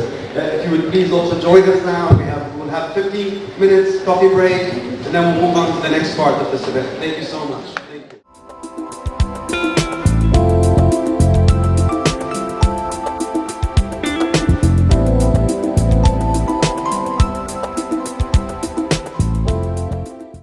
Hi. Okay, my name is Bana Bujudi. I'm not sure that I've met everyone yet, but I'll be really glad to meet everyone that I haven't had the pleasure to meet before. I graduated last year, so it's been a year away from AUB, and I can tell you it's not such a great feeling because this space is home. And I just want to start telling you about my experience as an AUB student and also as a MEPI TL student. So basically there's just one basic idea that I'd like to touch on, which is you don't really get to appreciate the things or like the privileges that you have in life unless it's the first time or when everything is over. So I'm here to like try to guide you guys to understand and see the beauty that you have, the things that people would wish and would kill to be in your places. So my first call of acceptance of being an AUB and a MEPI TL student was one of the happiest days of my life. And that's where I noticed where I'm really privileged. I'm a blessed person. And then within the years it just kind of got a bit normal and settled. But then afterwards, on graduation day, it was just in a blink of an eye. It was such a nice experience to know that I was able to be part of such a big, amazing initiative within AUB and MEPI. So first of all, I'm just going to talk about the experience. I'm going to be very transparent with you. You're all like my friends and at the same time as a family and a team. I'm not going to be too formal about this. So the student experience for me was basically, especially as a MEPI student, was being part of a family, being part of a team. It's like we have this mission that we're all headed towards one goal and changing the world to a better place. And as Dr. Hannah Hassan once told us, we're called tomorrow's leaders, not today's leaders, because the leaders of today are basically not getting us anywhere. So I'd like to see that as our future has a lot to give us. So that's why we're tomorrow's leaders more than of today's leaders. And MEPI gave me an experience way beyond an education. I got to meet so many bright people, I got exposed to ideas that I've never even touched on or even thought of. And the diversity of the majors and the beliefs, and it was just very inspirational. The workshops were just amazing. Dr. Jilbert was one of the most inspirational people, and getting to know someone like that, if you guys have met him or are yet to meet him, he's one of the most amazing, inspirational people. So we were blessed to meet important figures, get to communicate our ideas, the little ideas that are in our mind, be able to expand them into tangible things that we can change in the world. Another thing was that although it's not enough being an AUB student and being regarded as being placed on a pedestal where people would look at you and, oh my God, you're an AUB student, you're a geek, you're a freak, oh my God, you have to achieve all these amazing goals, and then you're also a MEPI TL student, so a lot of people look up to you. And you can either take that as a way of you basically get scared and get put down, or you can just take it in a way and think, wow, people actually look up to me, I have those capabilities in me, and strive to make them happen. Another perk of being a MEPI TL student, I think, over the years, every couple of months you hear this sentence which goes like, you're special, you're amazing. The fact that you're here means that you're something. And I think that's something that we need. And even if we don't get it from our peers or from our teachers or our parents, which I'm sure we already do, the fact that we have a family like MEPI TL is just amazing to just keep us going on. AUB student life in general, it's funny because a lot of us graduate from high school as the top students, and then suddenly you come into AUB and you're like, I'm not the only bright student, so what do I do? So this is where you realize that there's so much competition, and you can also take it in a negative and positive way. This is where you go through optimism and just try to use it for your own benefit and compete with people, and on a very, of course, beneficial way. Also, AUB gives us so many pathways. I think we're in the education system back in Jordan, from where I am, is very limitless, and I wish that it will keep growing, because it already is, and I hope it keeps growing to expose the people of my country to be able to have access to the things that AUB gave me, the different paths, the different majors, the different, especially freshman year, having electives isn't just a waste of time. It's a way of touching on things that you will never be part of on a major scale, but just having a good background about them. Also the amazing campus, really make use of it. Like literally go to the gym, walk around, enjoy every single place, every single corner. It's just, it's heaven on earth. It really is. A couple of skills that I learned in AUB, one was acceptance, to accept things that I cannot change. But at the same time, strive for change in places where you think that you can make a difference. You can, you have a voice, you should use it. But sometimes there are some things that you just can't change and you have to accept them. Patience, a lot of patience with students, with people that are not on the same level of your thinking, with your teachers, with your grades, with course registration. It's just like most things that I can even relate to. It also helped me maximize my productivity and made me excellent with multitasking. So I could do everything in just one day. I could go from having breakfast with my friends and then studying the whole day and then at night just go party and everything would be just perfect. So it gave me that sense of multitasking. I also got the confidence to be able to believe that the ideas that I have in my head are capable of coming into something tangible and real. Time management. A lot of people who know me personally, I suck with time management, but towards the end, like, I know it probably would have been a little bit too late, but I don't think it's too late because now I'm in the force field and I actually got the way to manage my time, and it's something really important. Not to forget being able to be part of a team, playing part of a team, being able to share responsibility. There are so many skills I learned, but these are just the major professional things that you might need for your work experience later on.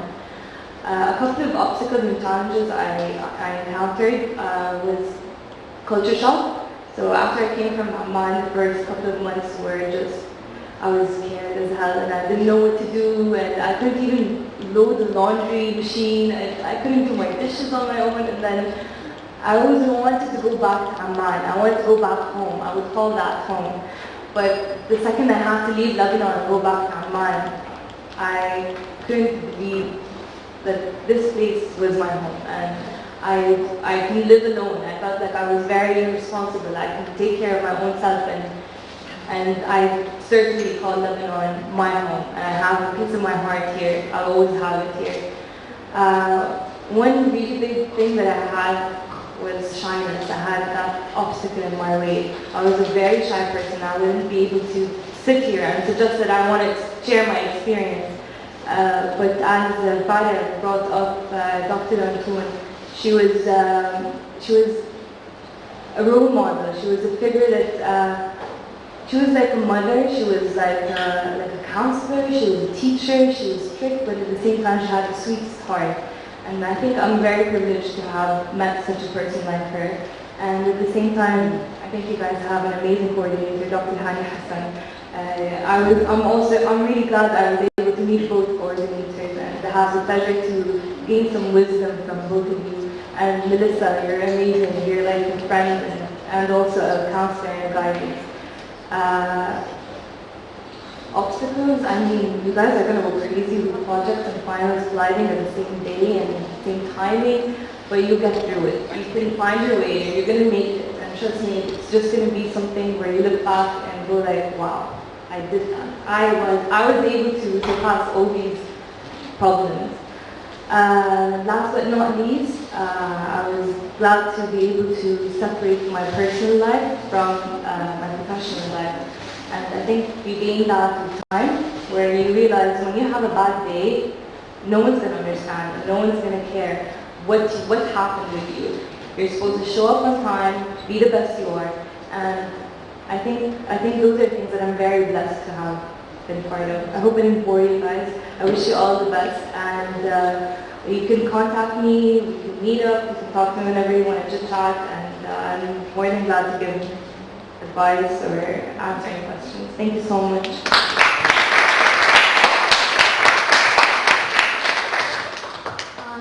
My name is Ghulam Abdullah. I'm from the Kurdistan region of Iraq, and I graduated with AUB 2013 with a business administration degree. And I'm so happy to be here today with all of you to share my AUB experience. I think me and everyone else in my group that year needed this. And as she mentioned, Dr. Antun was someone that guided us, supervised us. She was there for us whenever she needed her. And I'm very much thankful for all those years she dedicated to supervise and help us go through AUB. And I'm going to make it short. One of the things that I went through, or I experienced it myself in AUB, was stress. And I still remember going to Dr. Antun. She said, "What's your problem?" And I told her I have a lot of stress and I don't know how to manage my time. And I was 18 when I came in freshman year, and I was free from parents, from demanding, teachers from high school, and I was just so happy to be free, to have my own, to be my own person. But AUB, which was through MEPI program, opened many doors for me and taught me that with freedom it comes a lot of responsibility. So you can't just roam around and be like, I'm a free person. At the same time, it taught me to be a global citizen and it taught me to be tolerant, because I met so many different people from different backgrounds. I met Syrian, Chinese, I met so many different mixed cultures that I was like, wow. At the same time, MEPI, which it was through MEPI that I got into MEPI, it connects you to human resources, such as my professors. Your professors are your role models, and they will stay your role models for the rest of your life, I think. Because until now, I go by I quote one of my professors in the business school in strategy management. It was our last class, and in my last semester, and he said, "You guys are going to your own world and start your own life in a few months." And he said, "Whenever things get tough, try to have a little fun." And that's a lot for me to take away from AUB, and which it was enhanced through the MEPI program. Another thing that I want to focus on is that each of the MEPI alumni activities I've seen outside the university, it's for the great cause of what they believe. I've seen people who have supported causes, been activists for self-promoting and marketing themselves. I haven't seen that among our MEPI alumni, and I'm very proud of that, and I want to thank you for that. Pretty much, as in my experience with everything she mentioned, but you see yourself towards the end of the semester, especially towards the end of graduation, you're going to be awake for 3 to 6 hours, 42 hours. Library is going to be your second home. That's okay, because after graduation, you're going to be the star that everybody sees you miles away to say you're an AUB student. And that's a lot for executives, for employers to see that in you miles and miles away. And I'm thankful for AUB for giving me experience, and especially MEPI program and their staff to provide us with that. And if you have any questions, if you need mentoring, especially the current students, I'm more than welcome to help, because I was not the perfect student in AUB. My first semester, I almost got a warning. Yeah, my grades were that bad. I was doing pretty much school for my parents, but then I decided this is for me, so I changed majors, and second semester, my GPA doubled. So, yes, I was never the perfect student, but you get a grip of it and you'll become one eventually. Thank you.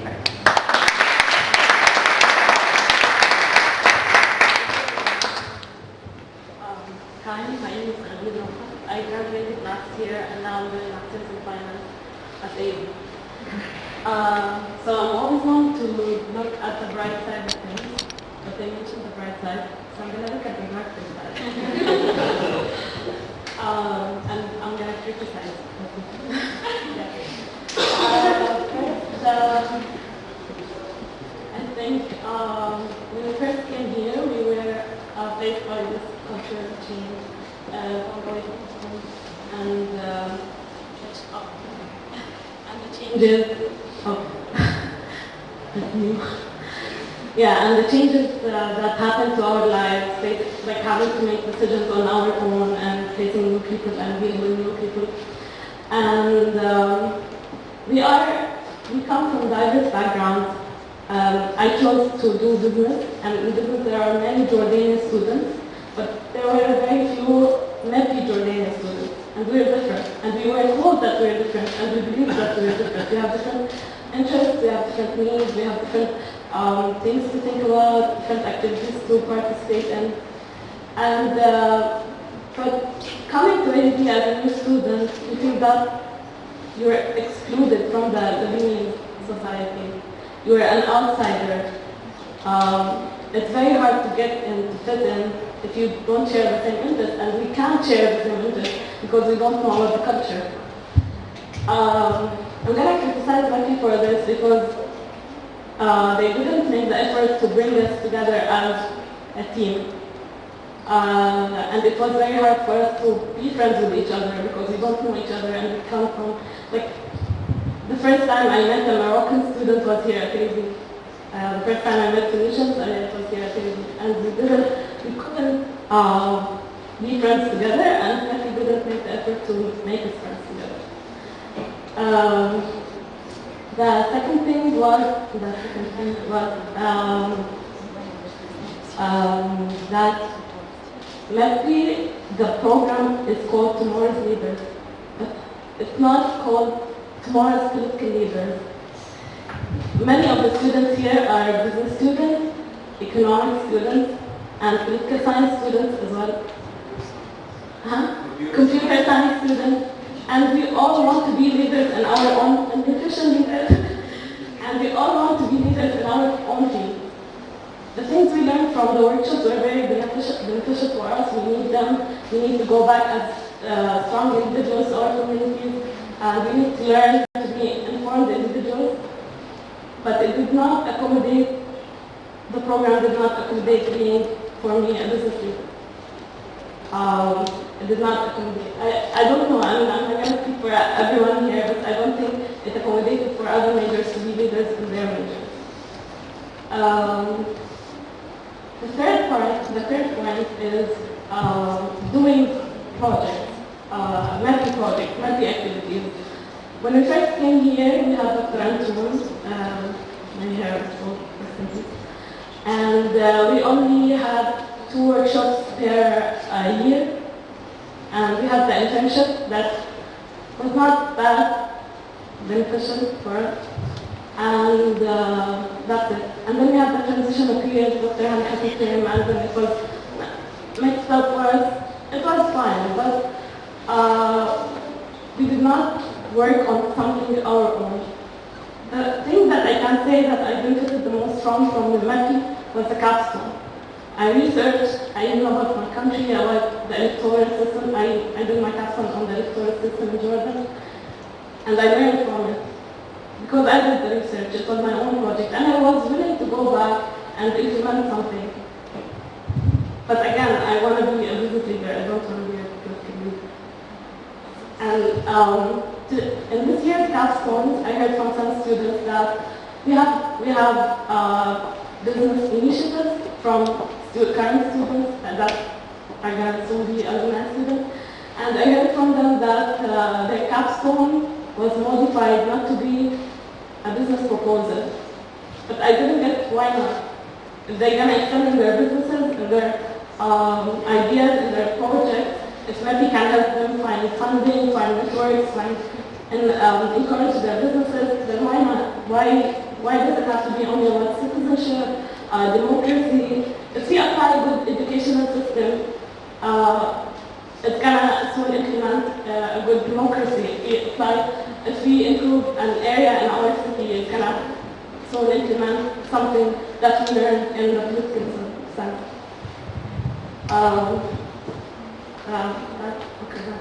Okay, that's what.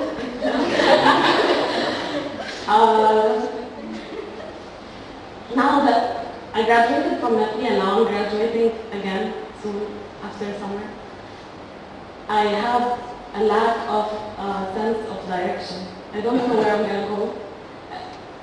I want to go back to Jordan when I'm fully equipped with skills, and I want to go in a managerial position in order to be able to make influence. I don't want to go back to Jordan and feel like I'm going back to square one, where I started from. Maybe not square one, maybe square 1.2, but since I'm a different person with different views now, but it's going to be that I'm going to have to go into the workforce like any other student from any other university, from any other major, from any other program, and I don't know where to go. I don't know where to apply. MEPI helped me, equip me with the skills that I mentioned, introduced me to new things. I have so much potential. I have so much willingness to do stuff, but I have this energy that's now in place. And I'm scared that if I go to the wrong place or if I don't find any direction or any guidance, this energy will fade away. Eventually it will. And that's where I see the light side of the MEPI experience. Otherwise, I met great people. I had great opportunities. I have to mention the positive side, but I already mentioned it. And as I said, I'm here to help any students with anything, to criticize more of it.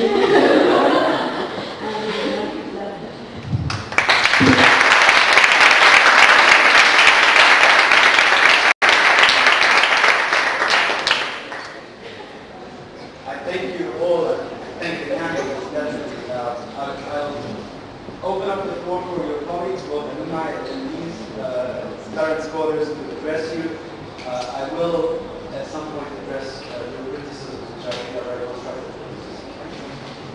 So the floor is open for discussion. Questions, rejections? Yes, sir. Actually, I guess most of what I wanted to make was partial comment and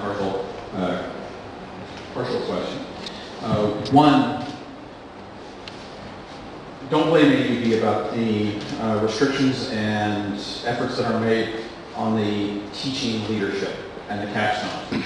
That's required of them through the grant process. That's required of MEPI. There are other programs, like for instance, USAID has a wonderful program also here at AUB and LAU as well that allows underprivileged Lebanese students to study here at AUB and LAU. Now they restrict which degrees you can study. You can't just study anything you want. You could not study business under that program. So don't blame AUB for the difficulties in that aspect. And the program is made to build changers into their societies. Now, you're right, that could be business. I studied international business. That's what my degree is in.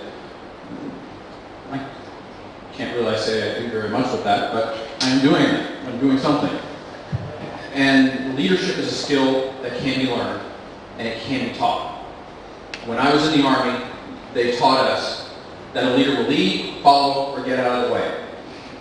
And they use a little bit more colorful language in it than that. But, so a leader doesn't always have to be that politician out front. A leader can be someone in the group pushing things forward. Or a leader can be someone who sees that it is not their moment to help, and they step aside and watch and wait for their moment. So I think whenever you're looking at whether you want to be a business leader, a political leader, a leader in civil society, look for your opportunities to lead and use the skills that you learned here at AUB to be that leader.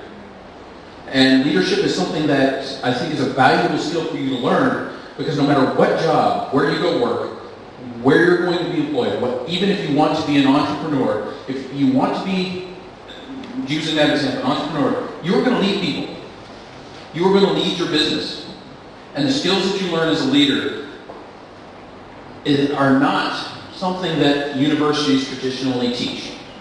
They teach you critical thinking skills. They teach you how to analyze a problem. Those are useful to a leader, but at the end of the day, a leader has to make choices.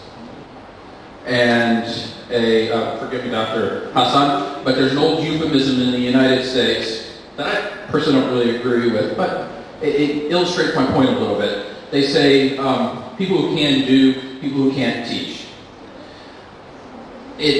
The illustration there is that the people that have the drive that can do things, they get out there and do that. I think we have many great examples of professors that eventually did become doers.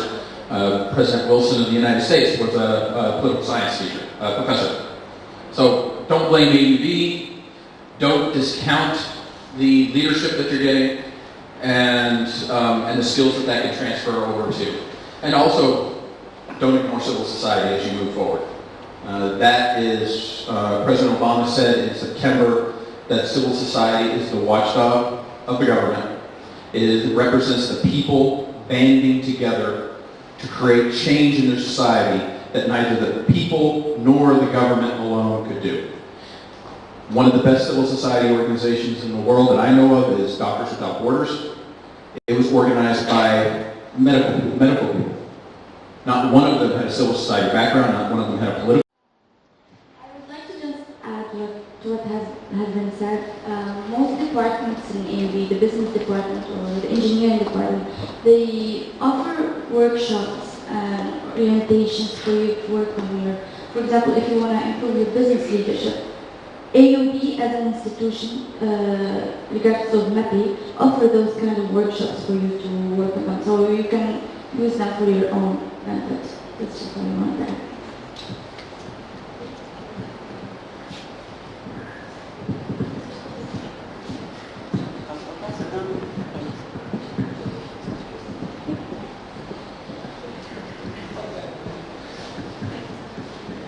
I want to add to what Ian and Eric were talking about regarding the leadership part.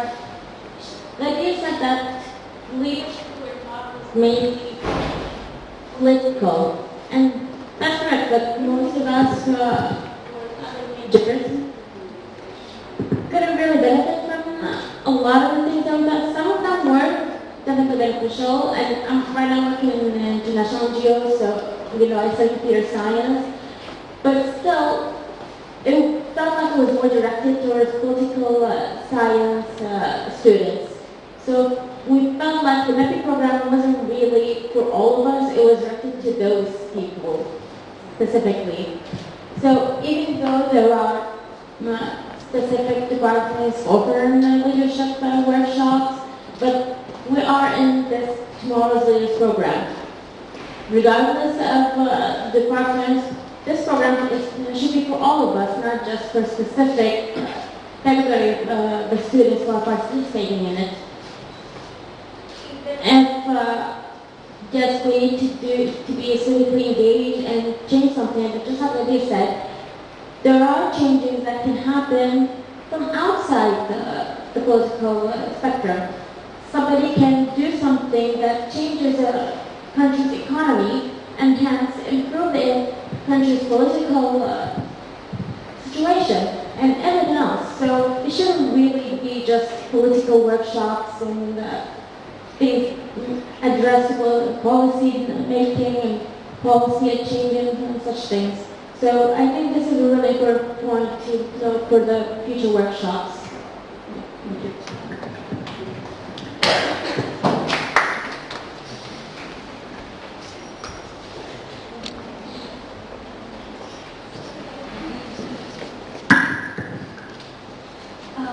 Hi, I'm Hadid, I'm a freshman from Yemen. I just want to ask you regarding your experience. One of the major things you said is stress in AUB, and I think many of us, we do know what's stress in AUB. Was it just in the beginning, like the first year, the second year, or was it during the 4 years? And how did you deal with it? Do you have an advice to do it? Because sometimes it gets really stressful here and we get to a point that we don't know what to do or what's most important. Thank you. See how many heads are in all these? I know, I sound better. Well, the stress increased by semester, and I'm here to lie. But one thing got better is how you handle it. And the way you handle it, you have to find what you really like to do that will increase the stress. I had friends who meditated. I have friends who went to the gym. I personally wanted to do two things. One was sculpting. I used to sculpt for hours senior year and crash the piece once I was finished.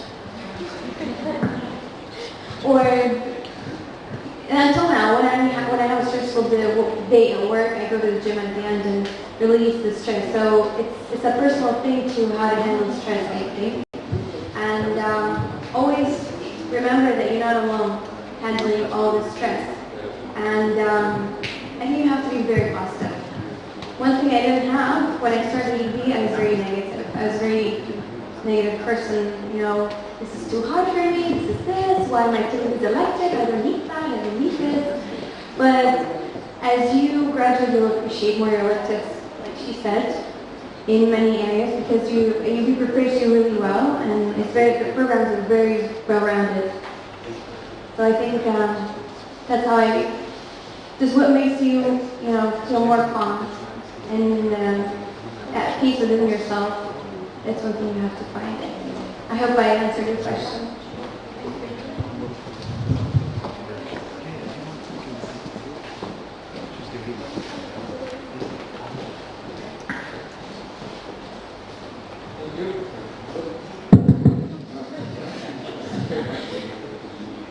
Actually, my remark is more for the MEPI people, actually, for the MEPI office. The thing is that I heard that there was this new rule for new students that they need to get at least an average of 80 to go to study abroad. And the thing is that for me, studying abroad was one of the most important things as a MEPI scholar, you know? And I believe that students should not be restricted by their GPA to go abroad. That's it.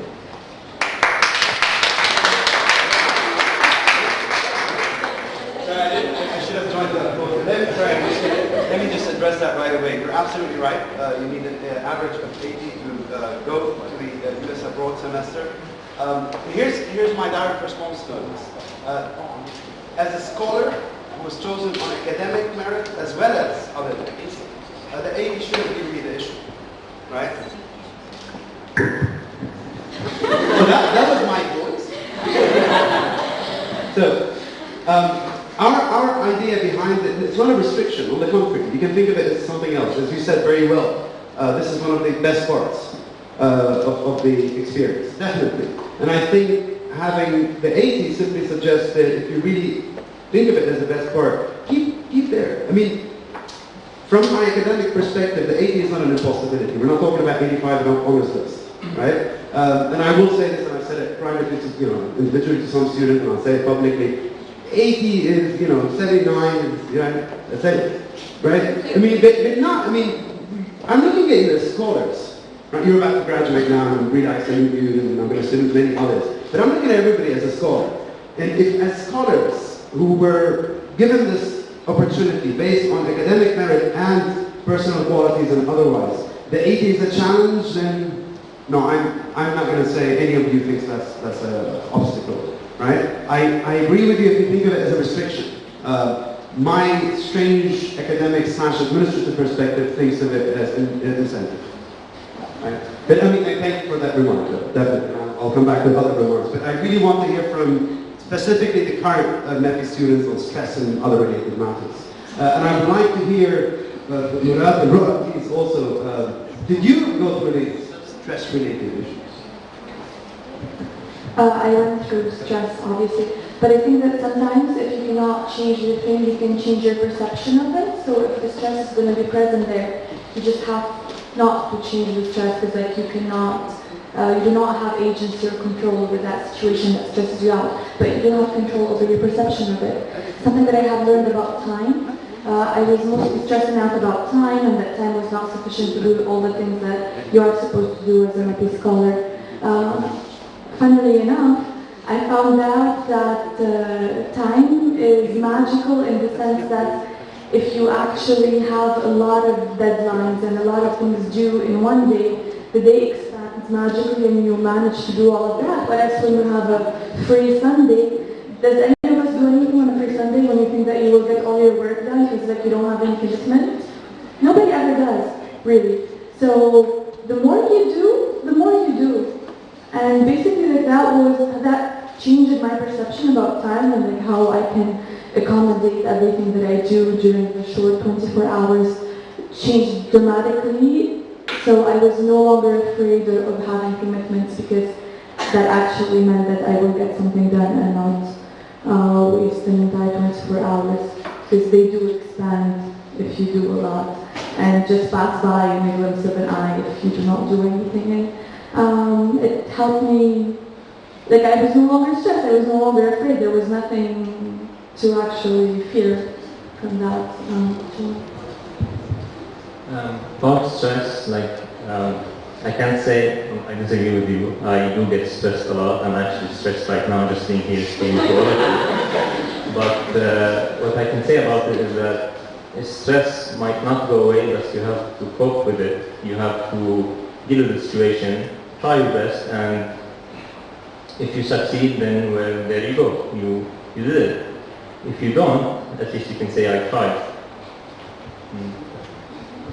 Then I'll add something else, just about changing your perception of stress.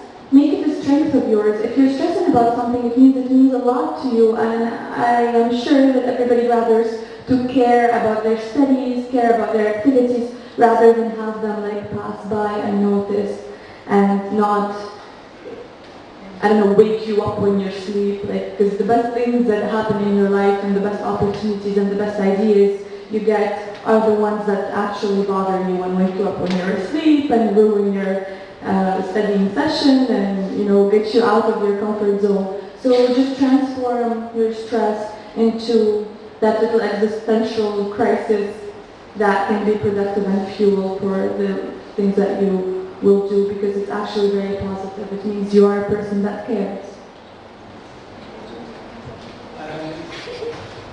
Can I ask a question? So, one to the administration probably, and two to anyone of you can answer. And then follow up on the question about studying abroad. And I agree that probably personally that was one of the best experiences I had ever had. But one of the biggest issues I thought with the studying abroad was it was too short. Especially if you have not been to America, you barely get settled and then you have to leave, bye-bye. And especially if you're not registered into with paper.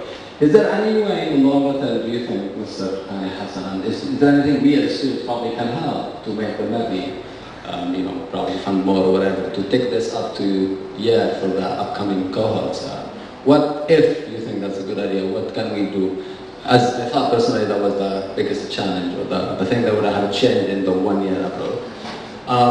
My question probably to the panel, and anyone can answer, is related to, if you go back in time at AUB, what is one thing you would have done more of, or two things?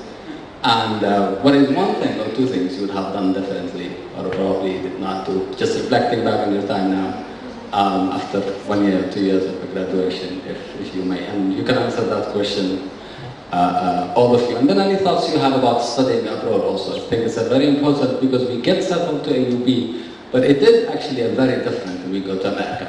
Even if we are settled here, and even if it's our 3rd year, it's not actually, we think we're ready for it for now. So what could be, what would you help those who will be going next to the US? And then what would you do differently, more or less, or none, if you go back on time? Thanks.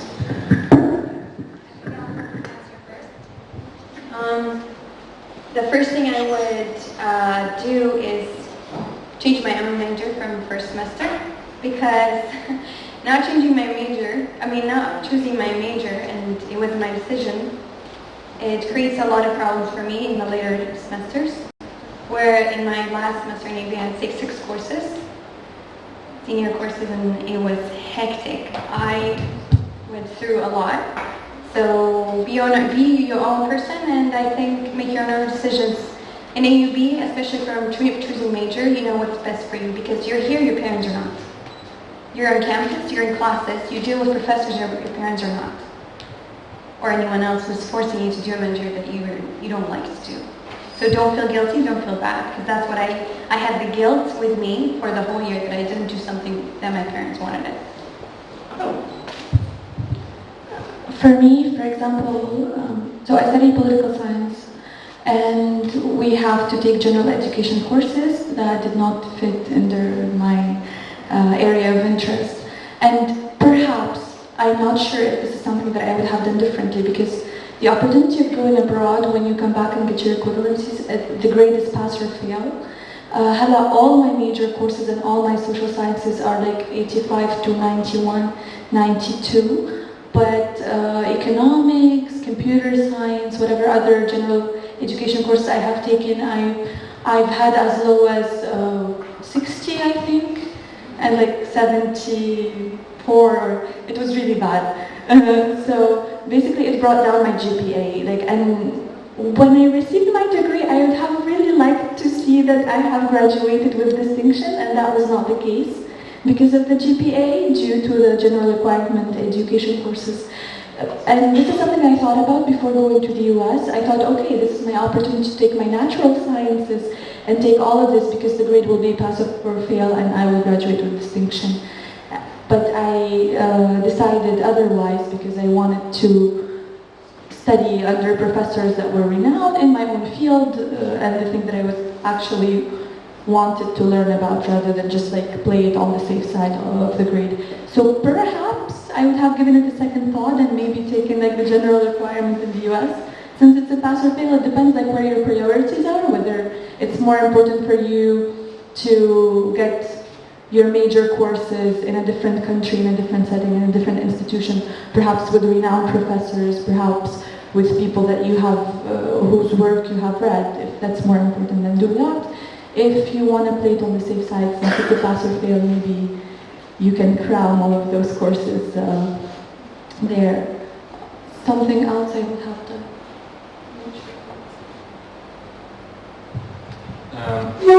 Some things that I would have changed. Actually, I'm going to start with something that I wouldn't have changed. Well, first when I came to AUB, I was a physics major, minoring in computer science. And while I'm taking these computer science courses, I realized I love computer science a lot. And eventually I changed my major to computer science. So this, I wouldn't have changed it. Without actually, before I actually changed my major to computer science, I had many arguments with my friends and some teachers about this decision, the last of which was with Wajdan. Where I actually got convinced by the idea that changing my major to computer science is a good idea. So I do not regret the decision of being a physics major, then changing to computer science, because I actually realized this is where I should be, computer science. One of the things I would have changed is that I didn't take advantage of every opportunity I got. Sometimes I just say, it's not that important, for example, some community service experiences I didn't join. I said, well, it's not going to do me any good, but I regret those decisions. Anything is an experience, anything would teach you a lot about the world. As I went to the business world, I noticed some of the languages I learned as a computer scientist, I don't know much about. I took them as a course, but I do not know the details of this language as much as I would like to.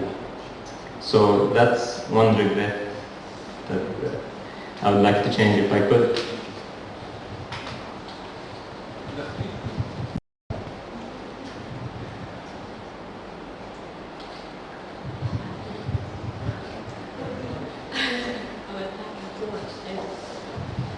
One thing I would have changed, I would have if I had the flexibility to work while studying.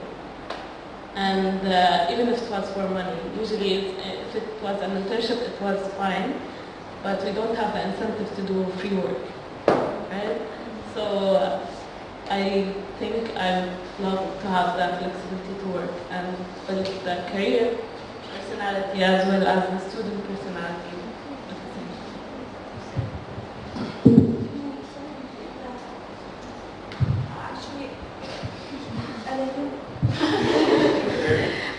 I've been hearing that LAU MEPIs can actually work, but not like the restriction of MEPI. I'm not sure if it's correct or not. I'm just going to put it on the table. That when we are told that we're not allowed to work, it's not per se that we cannot give our academic or working skill for money, but it's simply because we do not have a working permit, and that is illegal. Whereas if opportunities arise, such as like a freelance graphic design poster type of thing, a freelance article that you can, LAU MEPIs actually do that and report about it to the MEPI headquarters, and it's not a problem. So the problem actually is more of a logistical, legal aspect of having a working permit, because we are students in Lebanon, we're not on a working visa, and that's not supposed to be our first priority. So I'm not sure, maybe that's something that you could clarify. And actually, AUC too. Both, only AUB. AUB. What can I say? So, a number of questions, I'm going to address them very quickly. Sorry if I may, I hope I didn't take anybody's turn. To go back to some of the points that were raised by Adia, but just across the board. Let me start with the last point. It is mostly a legal issue, right? I mean, from our perspective as AUB Institute and MEPI partnership, we are governed by Lebanese law, right? And I know it can be done. I know a lot of people don't have a work permit, but we are constrained under totally different. I mean, I'm sure you're familiar with the aspects of the program. This is officially right out of the U.S. Department of State and with a partnership with AUB, so the constraints are really heavy. Now, AUC and LAU may do much more than that, really, but I can't speak for them. I know they were taking certain nationalities where they weren't even listed, but I can't speak for them, right? Yes, we may be a bit more stringent, and I don't find that as an issue. And not when I'm addressing tomorrow's leaders who already have a problem with people not doing things right? So, to me, that's not an issue, okay? On the caps issue, and Eric already kind of raised the matter, and allow me to add up, going to follow up on that. We have capstone constraints in terms of not the topics, but what the purpose of the capstone is. So let me go back to what you said, Radir. If it's a business proposal, that in itself is not a problem. But if the business proposal does not address the objectives of the capstone, that is a problem, right? Likewise, if it's a policy proposal, right out of politics, that doesn't address the objectives, the stated objectives, that also is a problem, right? I mean, there's a whole purpose behind the capstone. We're talking content, right? And so yes, there's no problem with the business proposal. There's no problem with, and much more than that, almonds, right? We had one of our capstones this year was focused on the almond industry in Morocco, and I thought it was a really good capstone, right? Why not? But it was geared in such a way that it met the stated objectives. It met things we were looking at from the capstone in content. In structure, remember one of the main points of the capstone is it's a writing exercise, right? And that really has to be focused on. But there's definitely no subject you can't write about, right? Sometimes change comes out from outside of politics. Most of the time, that's where it comes from. I'm not a fan. If by politics you mean what we consider, especially in the region, right? Yeah, but absolutely. But I have, whether workshops, whether capstones, whether some, PSP 222, right, is a requirement, and now we're working on other courses which are also requirements. Actually working on a capstone course, the syllabus is ready. It's really has to do with leadership and civic mindedness and etc. So there's a political element, but it's not politics. Right? And you're talking to someone who, I fully agree, most change actually comes from outside politics. Eric gave one of the most beautiful examples worldwide, Médecins Sans Frontières. I mean, these guys do politics, way politics, right? And in that sense, business, politics, nutrition, right? I mean, otherwise, why do we have this list of majors? We have a huge list of majors for MEPI. And you're absolutely right, if ever, and that's, I'm really noted, if ever we feel that we're catering only to the political science students or the political studies and mentalities, and we need to be told, and I'm glad, no, really. change is not about politics, but it is about civic mindedness. It is about being the civic component of politics, not politics. The polis was originally a city-state, not really.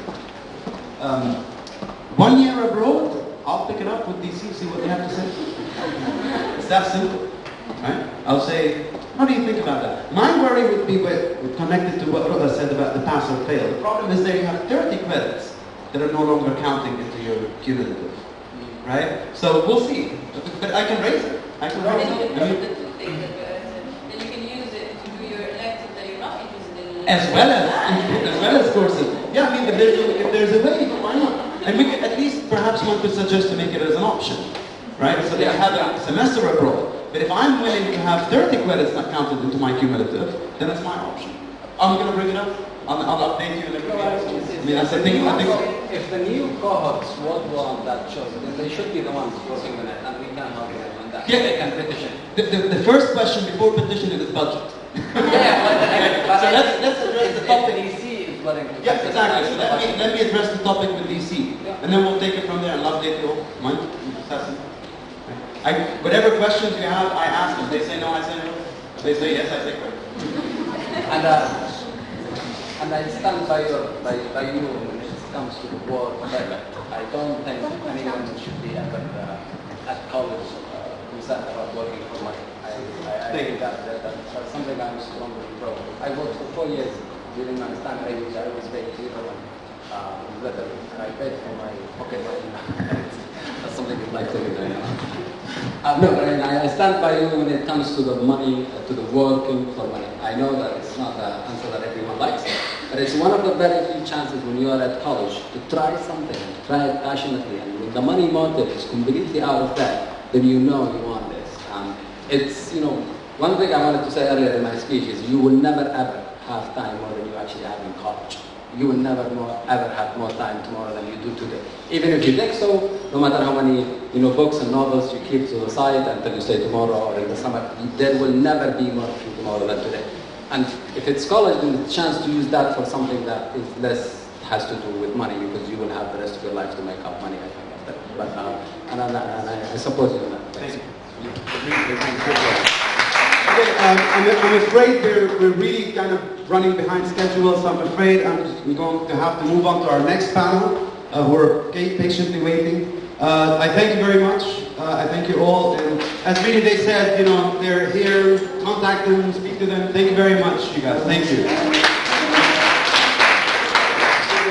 Again, the time constraint, we're going to have to just call on just 3 first to present, and then we'll open up the floor for discussion. So I'm going to invite Haidar, Zainab, and Rabab to please share your post-graduation experience, and then the floor is yours. Thank you very much for accepting to do this, by the way. Thank you, guys. Hi everyone, my name is Haidar Shakri and I'm from Iraq. I'm a graduate with 2013 MEPI, and I graduated with a public administration degree and a minor in political studies. So towards the end of my AUB years, people were asking me, and they kept on asking me, what are you going to do after? What are your plans? Are you going to do graduate studies? Do you have any job offers? Do you go to the job fair? Things like that. And I can tell you, we all hate these questions. We don't want to hear these things. And sometimes I ask people who are graduating, I ask them, what are you doing later on? And when graduation day came later on, I realized I need to do some research. I need to, talk to some people. I need to figure out what I'm going to do in my life. But that wasn't the case. I graduated without knowing anything about what to do next in my life. And I went back to Baghdad, and I was like, okay, it's time to rest. But I wasn't resting. I was actually benefiting from my MEPI experience. Throughout MEPI, I learned a lot of things. I joined a lot of social activities here. I joined a lot of societies, I joined a lot of clubs. And through those clubs, I realized that we can start our own things, we can start our own initiatives. I was one of the co-founders of the Agricultural Club here in AUB. And that was one of the things that when I went back home, I started something else. And you can do that as well. You don't have to start something, or you don't have to have something that's lined up for you when you go back home, or when you graduate, or whenever you do. A lot of people have been giving me advice. They were like, okay, you should do graduate studies. No, you should go and seek asylum somewhere because your country is dangerous. or you should find a job with like a multi-corporation in the Gulf and like start getting money so you can raise a family. But that's not what I wanted to do. I wanted to go back to Iraq and start experimenting with what life has to offer here. Going back to Iraq was not very easy for me. There was a lot of pressure from everyone. Haider coming back with a political studies, public administration degree, a degree that he left medical school for.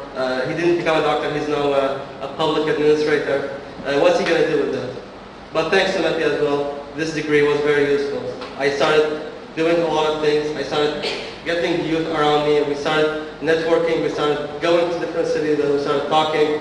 And we started a lot of initiatives together that benefited us in Iraq and that benefited the youth around us. And I benefited from a lot of people who weren't necessarily leaders or who weren't necessarily, activists, but they benefited me a lot.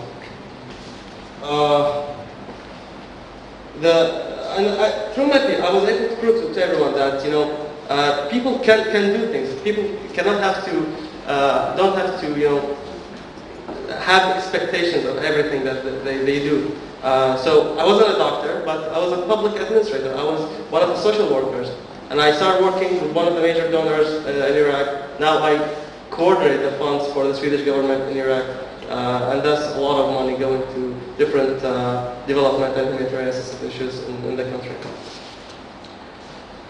So as well as I didn't stick to my job trying to influence change, I started investing in weekends. I started investing in those couple of hours after work to do some change, to pressure the people to change.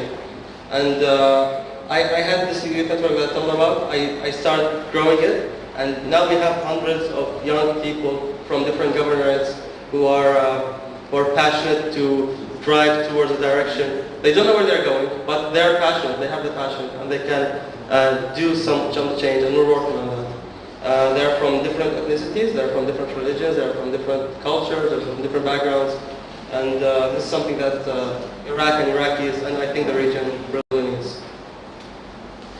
So throughout my 4 years in the AUB, I did 3 internships, and that paved the way for me to know what the real world is really about, and how will I act once I go out there. And I also was part of many clubs and societies here on campus, which allowed me to discover the passion and energy of young people, the energy within me, and the energy within all of you.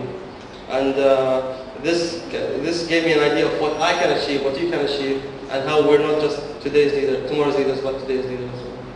We're the ones who are driving the change in our communities, and we should do that right. So at the end, I want to say that I couldn't do any of this without the help of AUB, without the help of MEPI, without the help of the faculty and the administrators of the American University of Beirut, and without the help of Dr. MEPI-Tl, and some of my amazing professors, and you, the MEPI colleagues, and the other colleagues who I have met throughout the years here. And everyone helped me in one way or another to become the guy that I am today, and in my journey throughout the years. And hopefully we will do some change. We will make this region a better place in the future.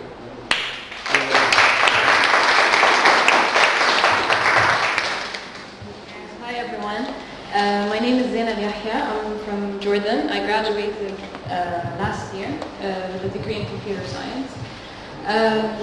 When I left AUB, for me it was leaving home and leaving family. 4 years was long enough to get really attached to this place, and our disconnection came a bit too early. My mind wasn't capable of understanding that I'm not going back to AUB anytime soon. There's no next semester for me anymore. And the first 3 months were a bit difficult. I got a job around few weeks after I got back to Amman, and week after week, project after project, I started to realize how much MEPI and AUB have enabled me and empowered me with my skills. The skills that I earned are currently helping me find a common path and a unified path between my personal aspirations as well as my professional wants.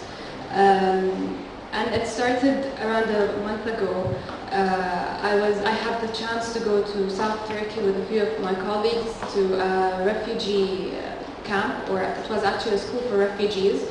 We wanted to, and we're still working on it, it's still a work in progress, but basically to train students there so they can earn jobs. And we were, and they were absolutely brilliant. I can tell you a lot about it, so please do approach me. I'll be more than happy to tell you. But long story short, they were incredibly smart, and we hired 14 boys and girls, ages 15, 16, 17, 18, so basically high schoolers. I've heard so much positive and not so positive things about the whole experience of AUB and MEPI, but I just want to comment on this, and something that Eric mentioned. Okay. Anyway, so he mentioned optimism, and it is very difficult to be optimistic with everything that's going around. But it doesn't really take the whole, all countries to be optimistic. Just a few of us having a community around us, it would be fair enough. Whatever experiences that we did learn throughout our experience with AUB or MEPI, be it political or non-political, it's an experience, so you're not losing anything. Because at the end of the day, we have to work something bigger. Even if we want to be business leaders, we have to have the aim of the benefit of the region and our countries in mind, and this is what we need to be working to achieve for. So, just as a piece of advice, take risks, don't be scared. There's nothing to lose and everything to gain. And this is something that I learned in such a short period of time, which is 1 year after I graduated, when you realize how much living abroad, living in this country, which is in a very chaotic region, and being very politically unstable. And MEPI giving us the chance to explore a lot of things. So, and stay humble. Don't get caught up with your job and your work. Don't get too attached to money or business. There's so much going around, and there's so much that needs to be done in the region. So do play our parts, because if it's not us who's going to do anything, then no one is. So, thank you.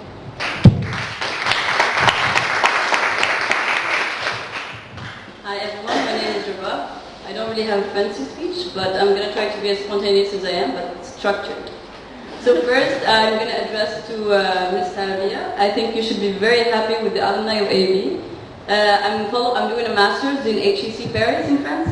I think I'm one of the very few people that actually are doing masters directly after undergrad. And there are like around 6 people from AUB in my program. And from them, I think every single person in the same program, which I mean by 200 people, know what AUB is and know how efficient and productive the people are. We are, I think, the only members I had a group with only Lebanese people from AUB. I've never had a 5-minute meeting that was that efficient. We just meet, this is what we do, and we move on. And at the end, we do great work. So everyone knows that AUB students are hardworking, very efficient, and very productive. So I think that's good. Yeah, following that, people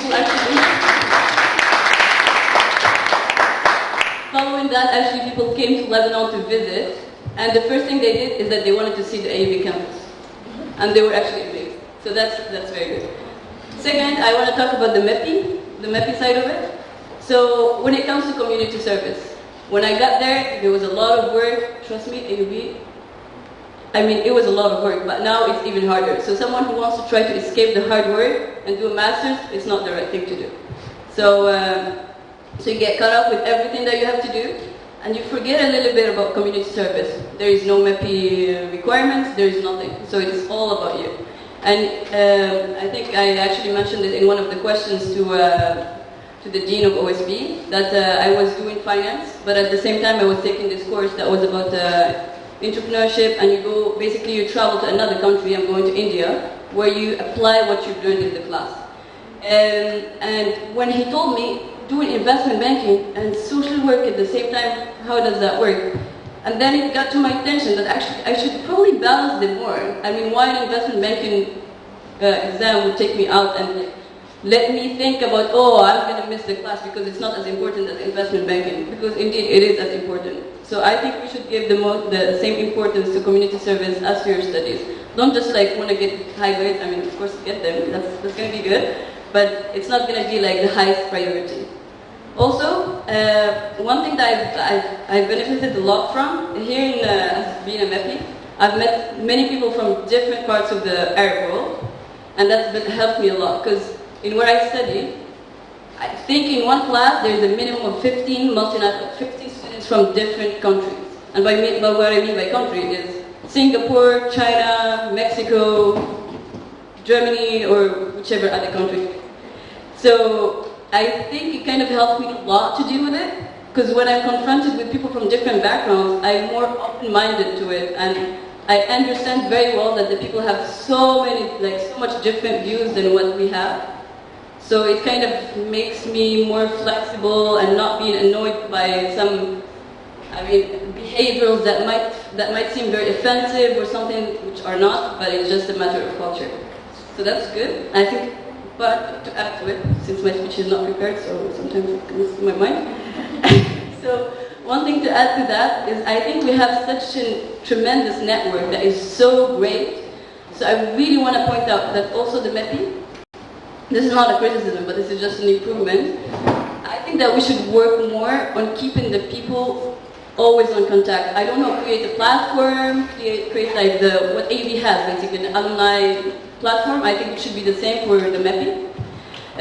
Because I'm going to be an international business in one of the programs in a sense. And one of the main things why people take that program is only for the network. Trust me, the classes I'm going to be in are not that interested. But the network seems to be such a great thing that it is one opportunity to really consider. So I think that the MEPI should really focus on. For the workshops that are oriented a little bit more to politics, I mean, we've had so many like CV workshops, how to do interviews, that were kind of related to business. So, and I think those were really good because now that I'm in my master's studies, they do those workshops. And I'm like, oh, I've already taken them. I don't even need them. But I mean, so I think we've already had this opportunity since such an age, 18, 19 years old, and you get to practice it often and often. The last thing I would add is the internship part, the work thing. Yeah, I think you should focus, not getting a job, but try to do some internships and do different things, because that's what's going to make you know what you want more. Classes, you might be interested in the classes themselves, but it kind of has little to do with what the life, what is outside is. Yeah, so if there's anyone that wants to approach me or ask me about how masters is and things like that, feel free to do so. That's it.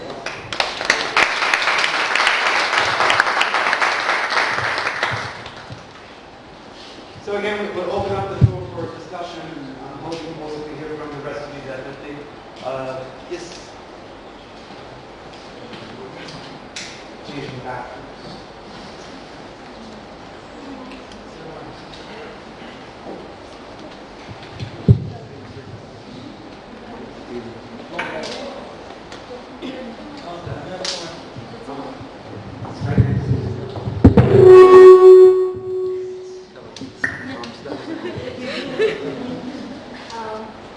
Hi again. I just have a question now. You finish your college and now you're outside in the real world. As a MEPI scholar and being in AUB, which one you think is more beneficial, having a good GPA or grasping the most importance of the experience? That means, with the internships, with the volunteering, with engaging with the people around AUB. Both, it would be in the ideal case, but if you get to focus on one, which one? So I'd love to hear from most of you. Thank you. Hi, I'm Kanab Khalid, I'm from Iraq. I did my undergrad in biology. So it's mainly, I'm going to tie up 2 points that Farah and Abab both mentioned and answer your question based on that. I did an undergrad in biology and I was probably the only bio student that was not a pre-med, because I was not allowed to do pre-med and I was never interested. So, and automatically once you're not a pre-med, to find a job once you graduate from biology, it's the hardest thing, because the maximum you can do is teach at a high school. become a teacher. Just something, again, for myself, I was never looking into it. So I really started focusing my last 3 years into internships, volunteer work, and a lot of community service with the help of MEPI, with the help of CCCS Center at AUB, with the help of the workshop we're getting. And I remember my last year, I graduated last year, I walked around the job fair and I had my CV. And on my CV it says a graduate from bio major. And right now I'm working as a marketing, which has nothing to do with biology. And the only reason I got that job is because of the extracurricular activities that I've done. From taking it from my workshops, from the trainings, and from the internships that I've done. So honestly, and as Fatma said, that's the other point that I want to mention. You honestly, the only time you get as free time in your life is now. True, you have homework to do, but at the end of the day, you would managing your time, you'll be able to do as much as you can. Especially during your summers, especially if you're taking summer classes, it's a great opportunity to look into internships. And if you manage to do that as well as possible and manage your time, even if later on your GPA is not as high as possible, but I mean, my GPA was not as good as the pre-med bio student with a 98 GPA around me. It was not as good as the master, nowhere close. But the only way, I got my job was because of my internships and my workshops and my training. I suppose that. Hi, I'm Abdallah. I'm a business analyst at Microsoft. And I want to tell you first that my GPA is not that great. I'm going to tell you honestly, okay? So my biggest tip is going to be is how you can connect with what the company wants and you actually what you have as your skills.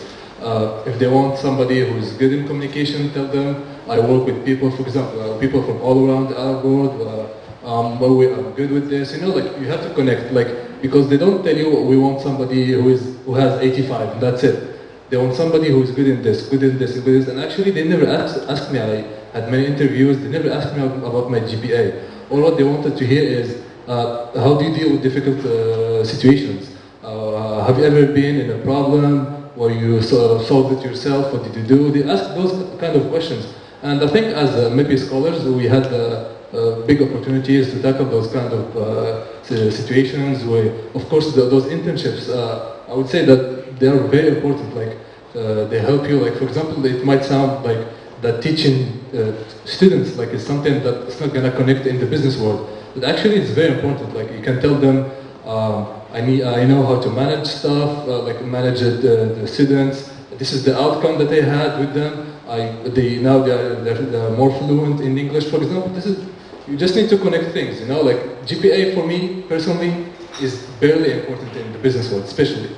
That's all I want to say. Thank you. Right. A little secret. My manager thinks I have above 90 GPA till today. No, don't tell him. It's recorded.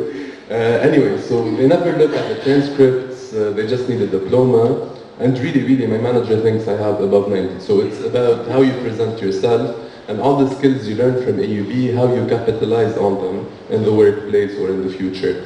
And I want to say that the most important skill to have in life is to know how to learn and to unlearn.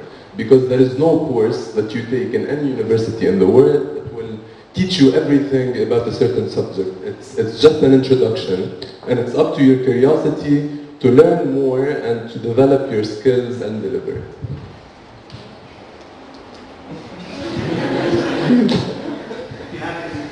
Well, I think they said everything. I graduated last year, and I'm actually lucky that I got a job recently after I graduated in the field that I want, which is advertising. And actually, GPA was nothing important in my job interview. It was a whole package. They looked at my internships, they looked at my trainings, they looked at my presentation skills. It all counts in the end.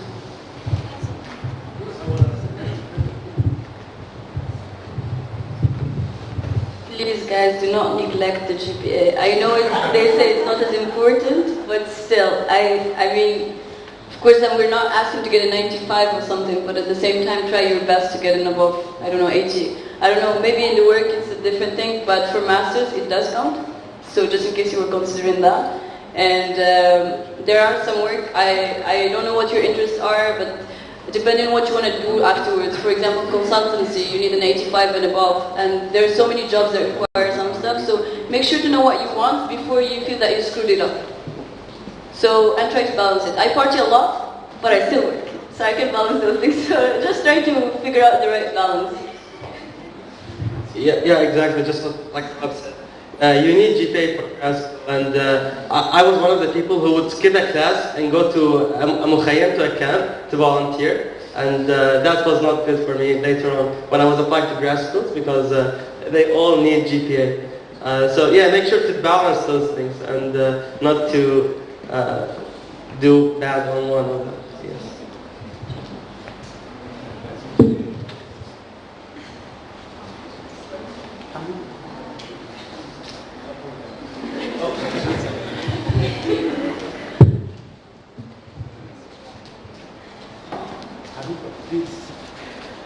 Just going back to your point about that we should be proud with AUB alumni. We are actually very proud. Serena and I were in Munich 2 weeks ago, and we met with 60 AUB alumni who reside in Germany, different parts of Germany. And it's enough to sit with them and hear their success stories, to be convinced and to know for sure that AUB has made something out of them. And they are doing a lot in Lebanon and outside Lebanon. So we are very proud and we always say that before AUB. Second, about your recommendation for developing a platform. We have either one option to have a Facebook for MEPI, where you can all communicate. 2 days ago, actually, I was reading a very interesting article. Do you know the switchboards? In the old days when they used to call an operator and they connect them to another house. So now there's an application called Switchboard. And it connects people to the people who need help from somebody. So they put a post that you're looking for a job, looking for an apartment, you need to go to the airport but you don't have a car, and they connect people with each other and people can come forward and help. I think we need to have a switchboard for the MEPI students because they are around the world, and definitely they need to connect with each other and they will be willing to help each other. Listening to you all today, alumni and students, Hani, I want to congratulate you. MEPI students are great. As the director of the program, you are all great, you're impressive, and we seriously wish you all the good luck and congratulations for all you've done, and definitely for the future too.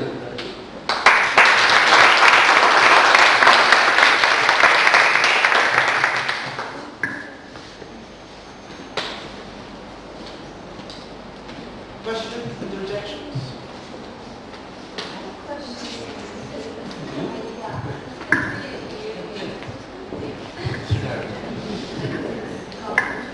Do you have the paper or not?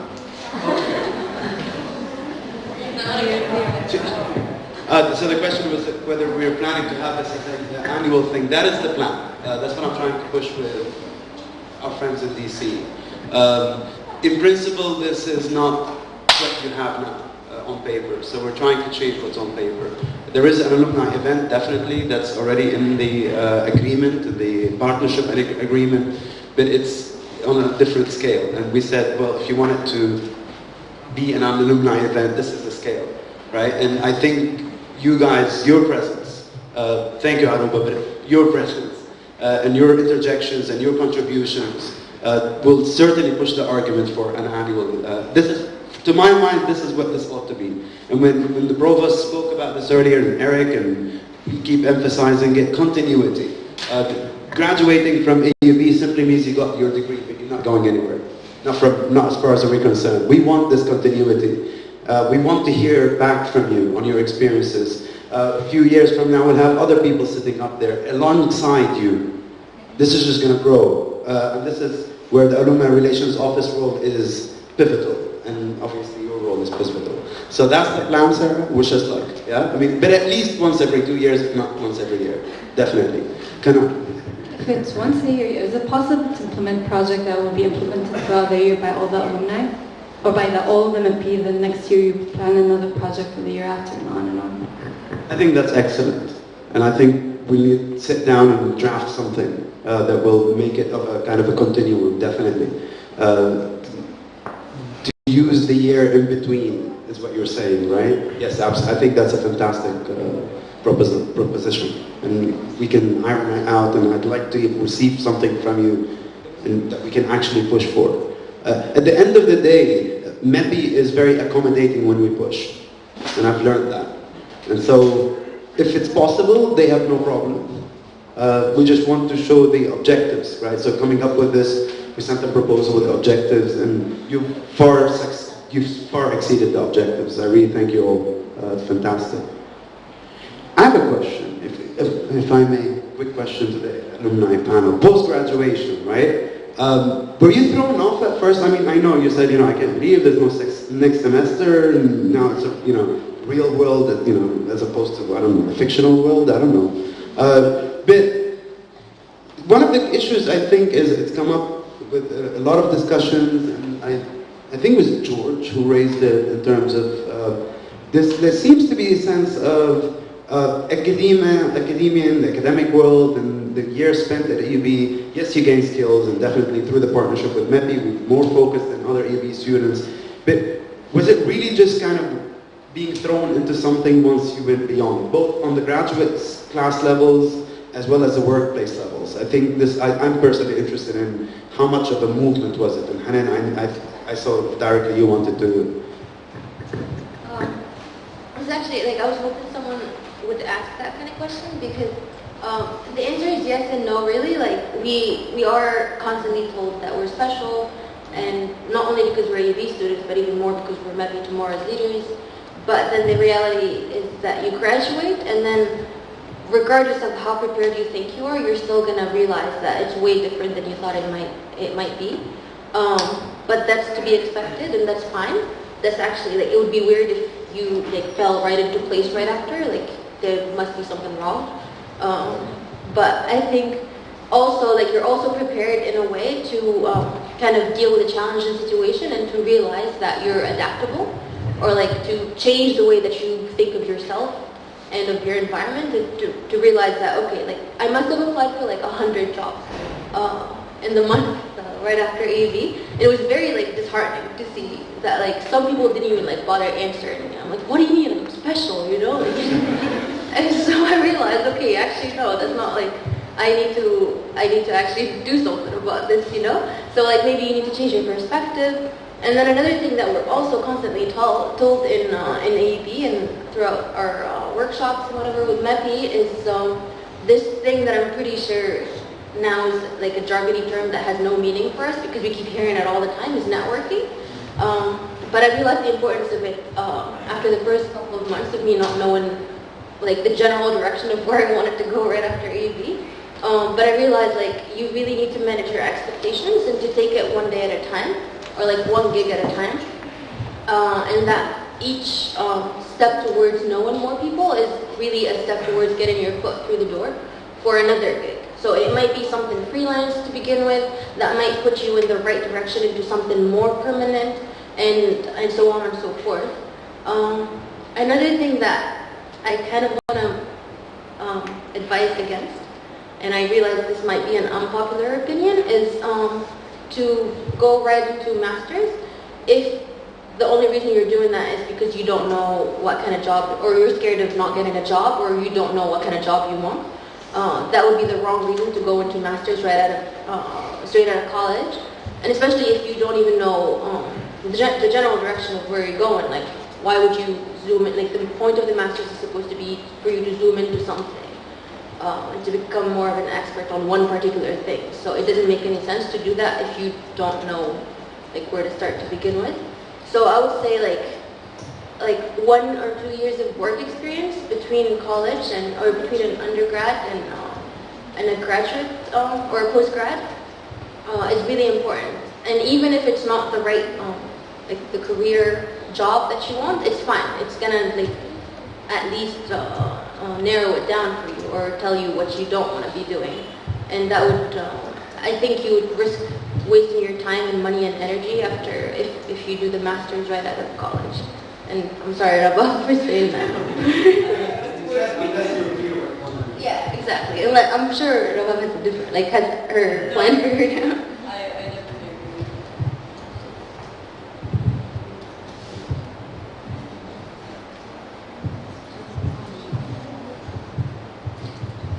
It wasn't really a fictional world, Mr. Hassan. It was more of a safe world when we were in AUB.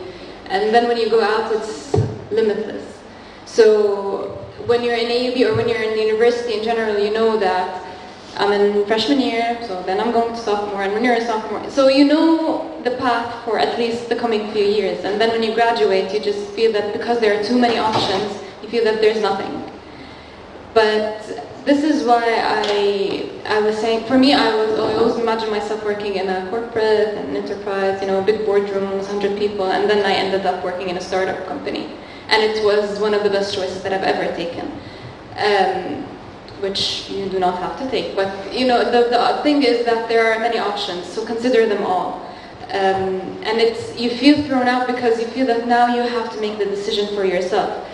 Because no one knows what you're good at unless you show them, and no one knows what's best for you. You're now at an age where you know what you want to do, and you have to look into it. I've heard a lot of questions and a lot of comments from those who didn't graduate, and a lot of you sound that they're lost and they don't know what to do, and it's fine, it's completely fine. I don't know if you guys agree, but now that even if we have jobs or we're doing masters, doesn't mean we know what we're doing. And it doesn't mean that we're in our comfort zone and everything's okay, so now I have a plan for the coming 10 years. Because I've been working in a startup for the past year, literally up until 2 days ago, I had a stable job description. And I've been working for a year now.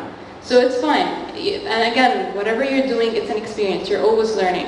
It doesn't necessarily mean that you're happy with what you're doing, but it's just another milestone that you have to go through. And so don't be scared that you don't know what to do. It just comes with time.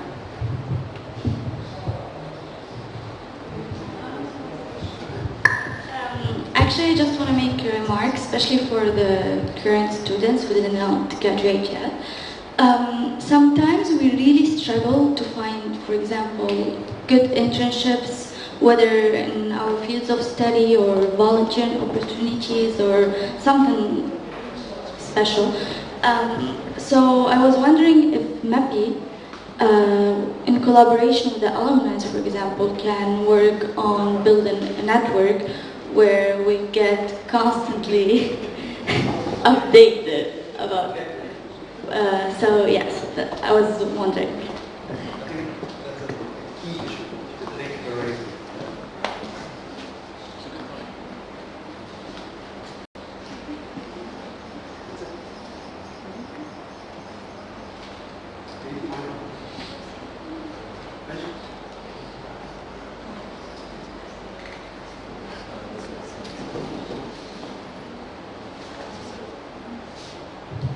Okay, so if you guys are not planning to take a year off after graduating or doing your masters, I advise you to actually check your options of where do you want to go, where do you want to apply a semester ahead. This is what I did, and it actually led me to start work directly after graduation and what I want exactly.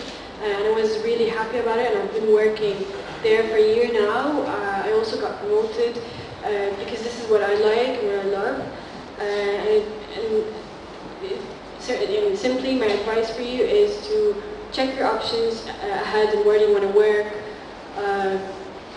to build up your plan ahead.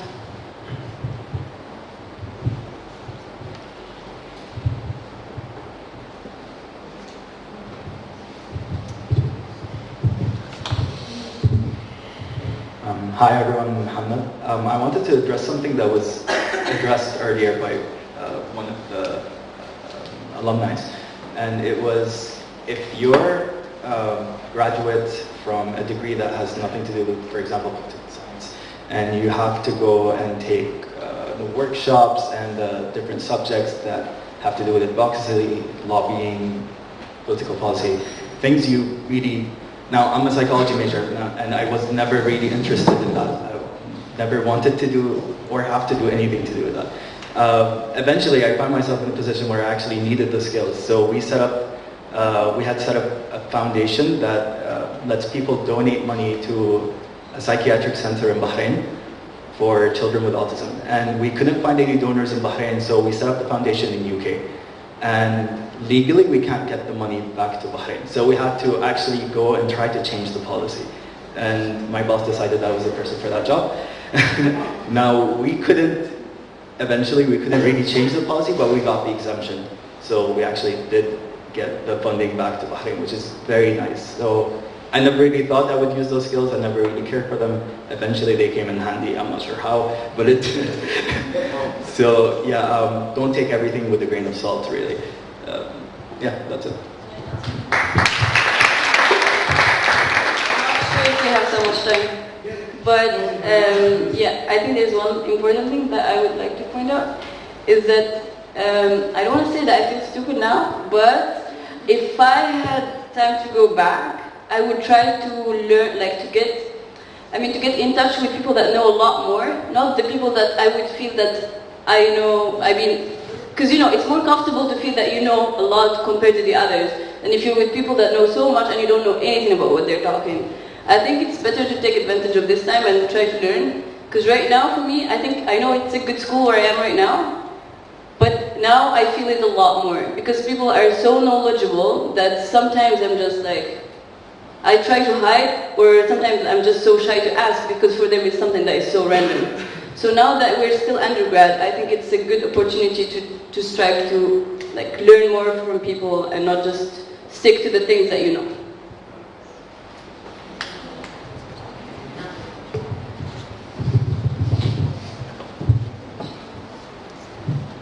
So as a closing remark kind of thing, I wanted to share a bit of my experience. The day I walked into the office where I work, I had a mug and it had AUB. I got it from the library. I forgot what it's called.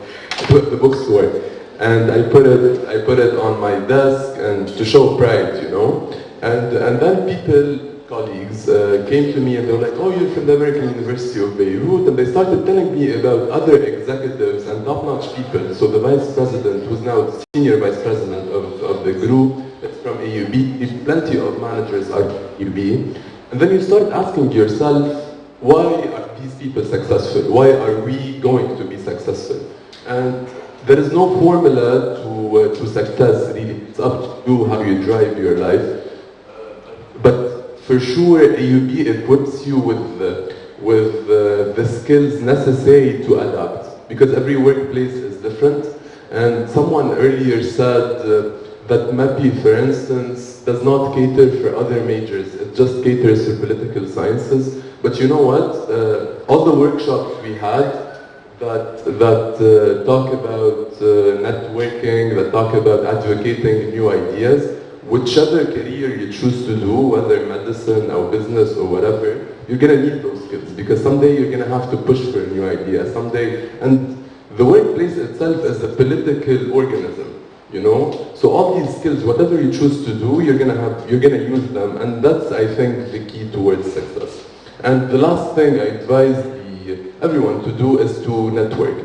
So you have the chapters of the AUB in all the countries. I personally am a committee member of the chapter in Kuwait, and that opens lots of doors. You get to meet lots of important people who can help you succeed.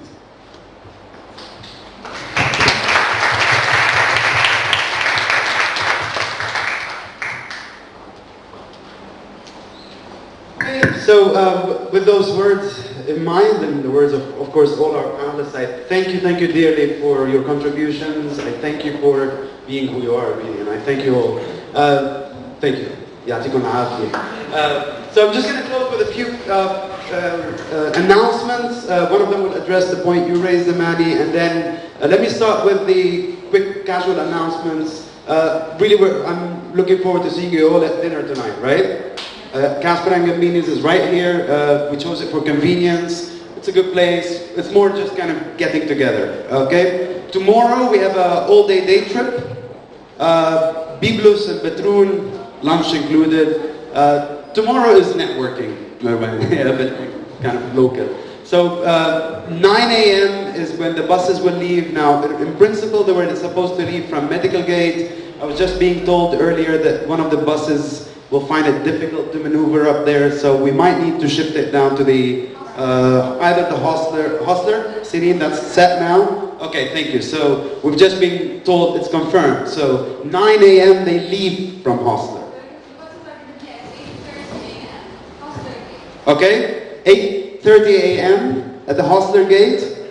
Okay, 9, you're not on the bus, I'm not on the bus, they'll leave. Okay, so please, because it's a planned, it's a scheduled event. Okay.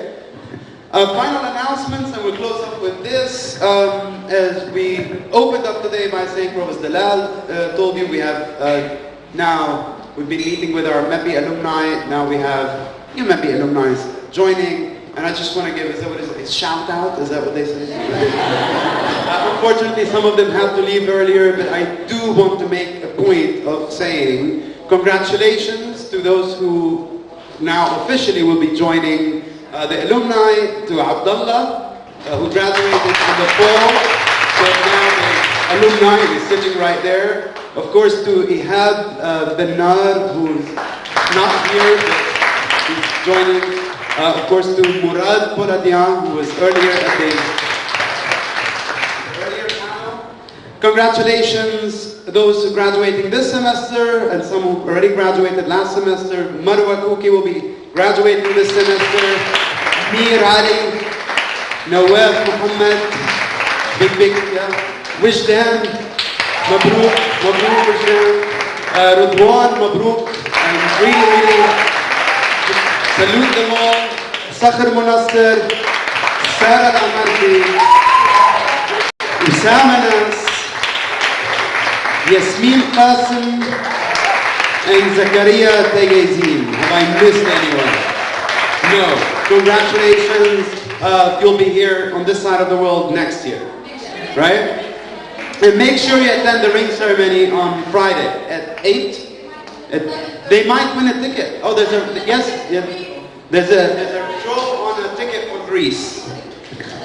Final announcement, and this will address your earlier question, Amani. So, as I said at the beginning of today's event, which I've enjoyed tremendously, thank you guys, our long-term plan is to get to a point where we have a MEPI, AUB MEPI Alumni chapter, okay? Because I think this is obviously the reason. You guys are just great. That's further down the road because of certain numbers we need to have and certain procedures. So we thought in the meantime, we would like to, with you, the alumni, share an intermediary step and not wait. And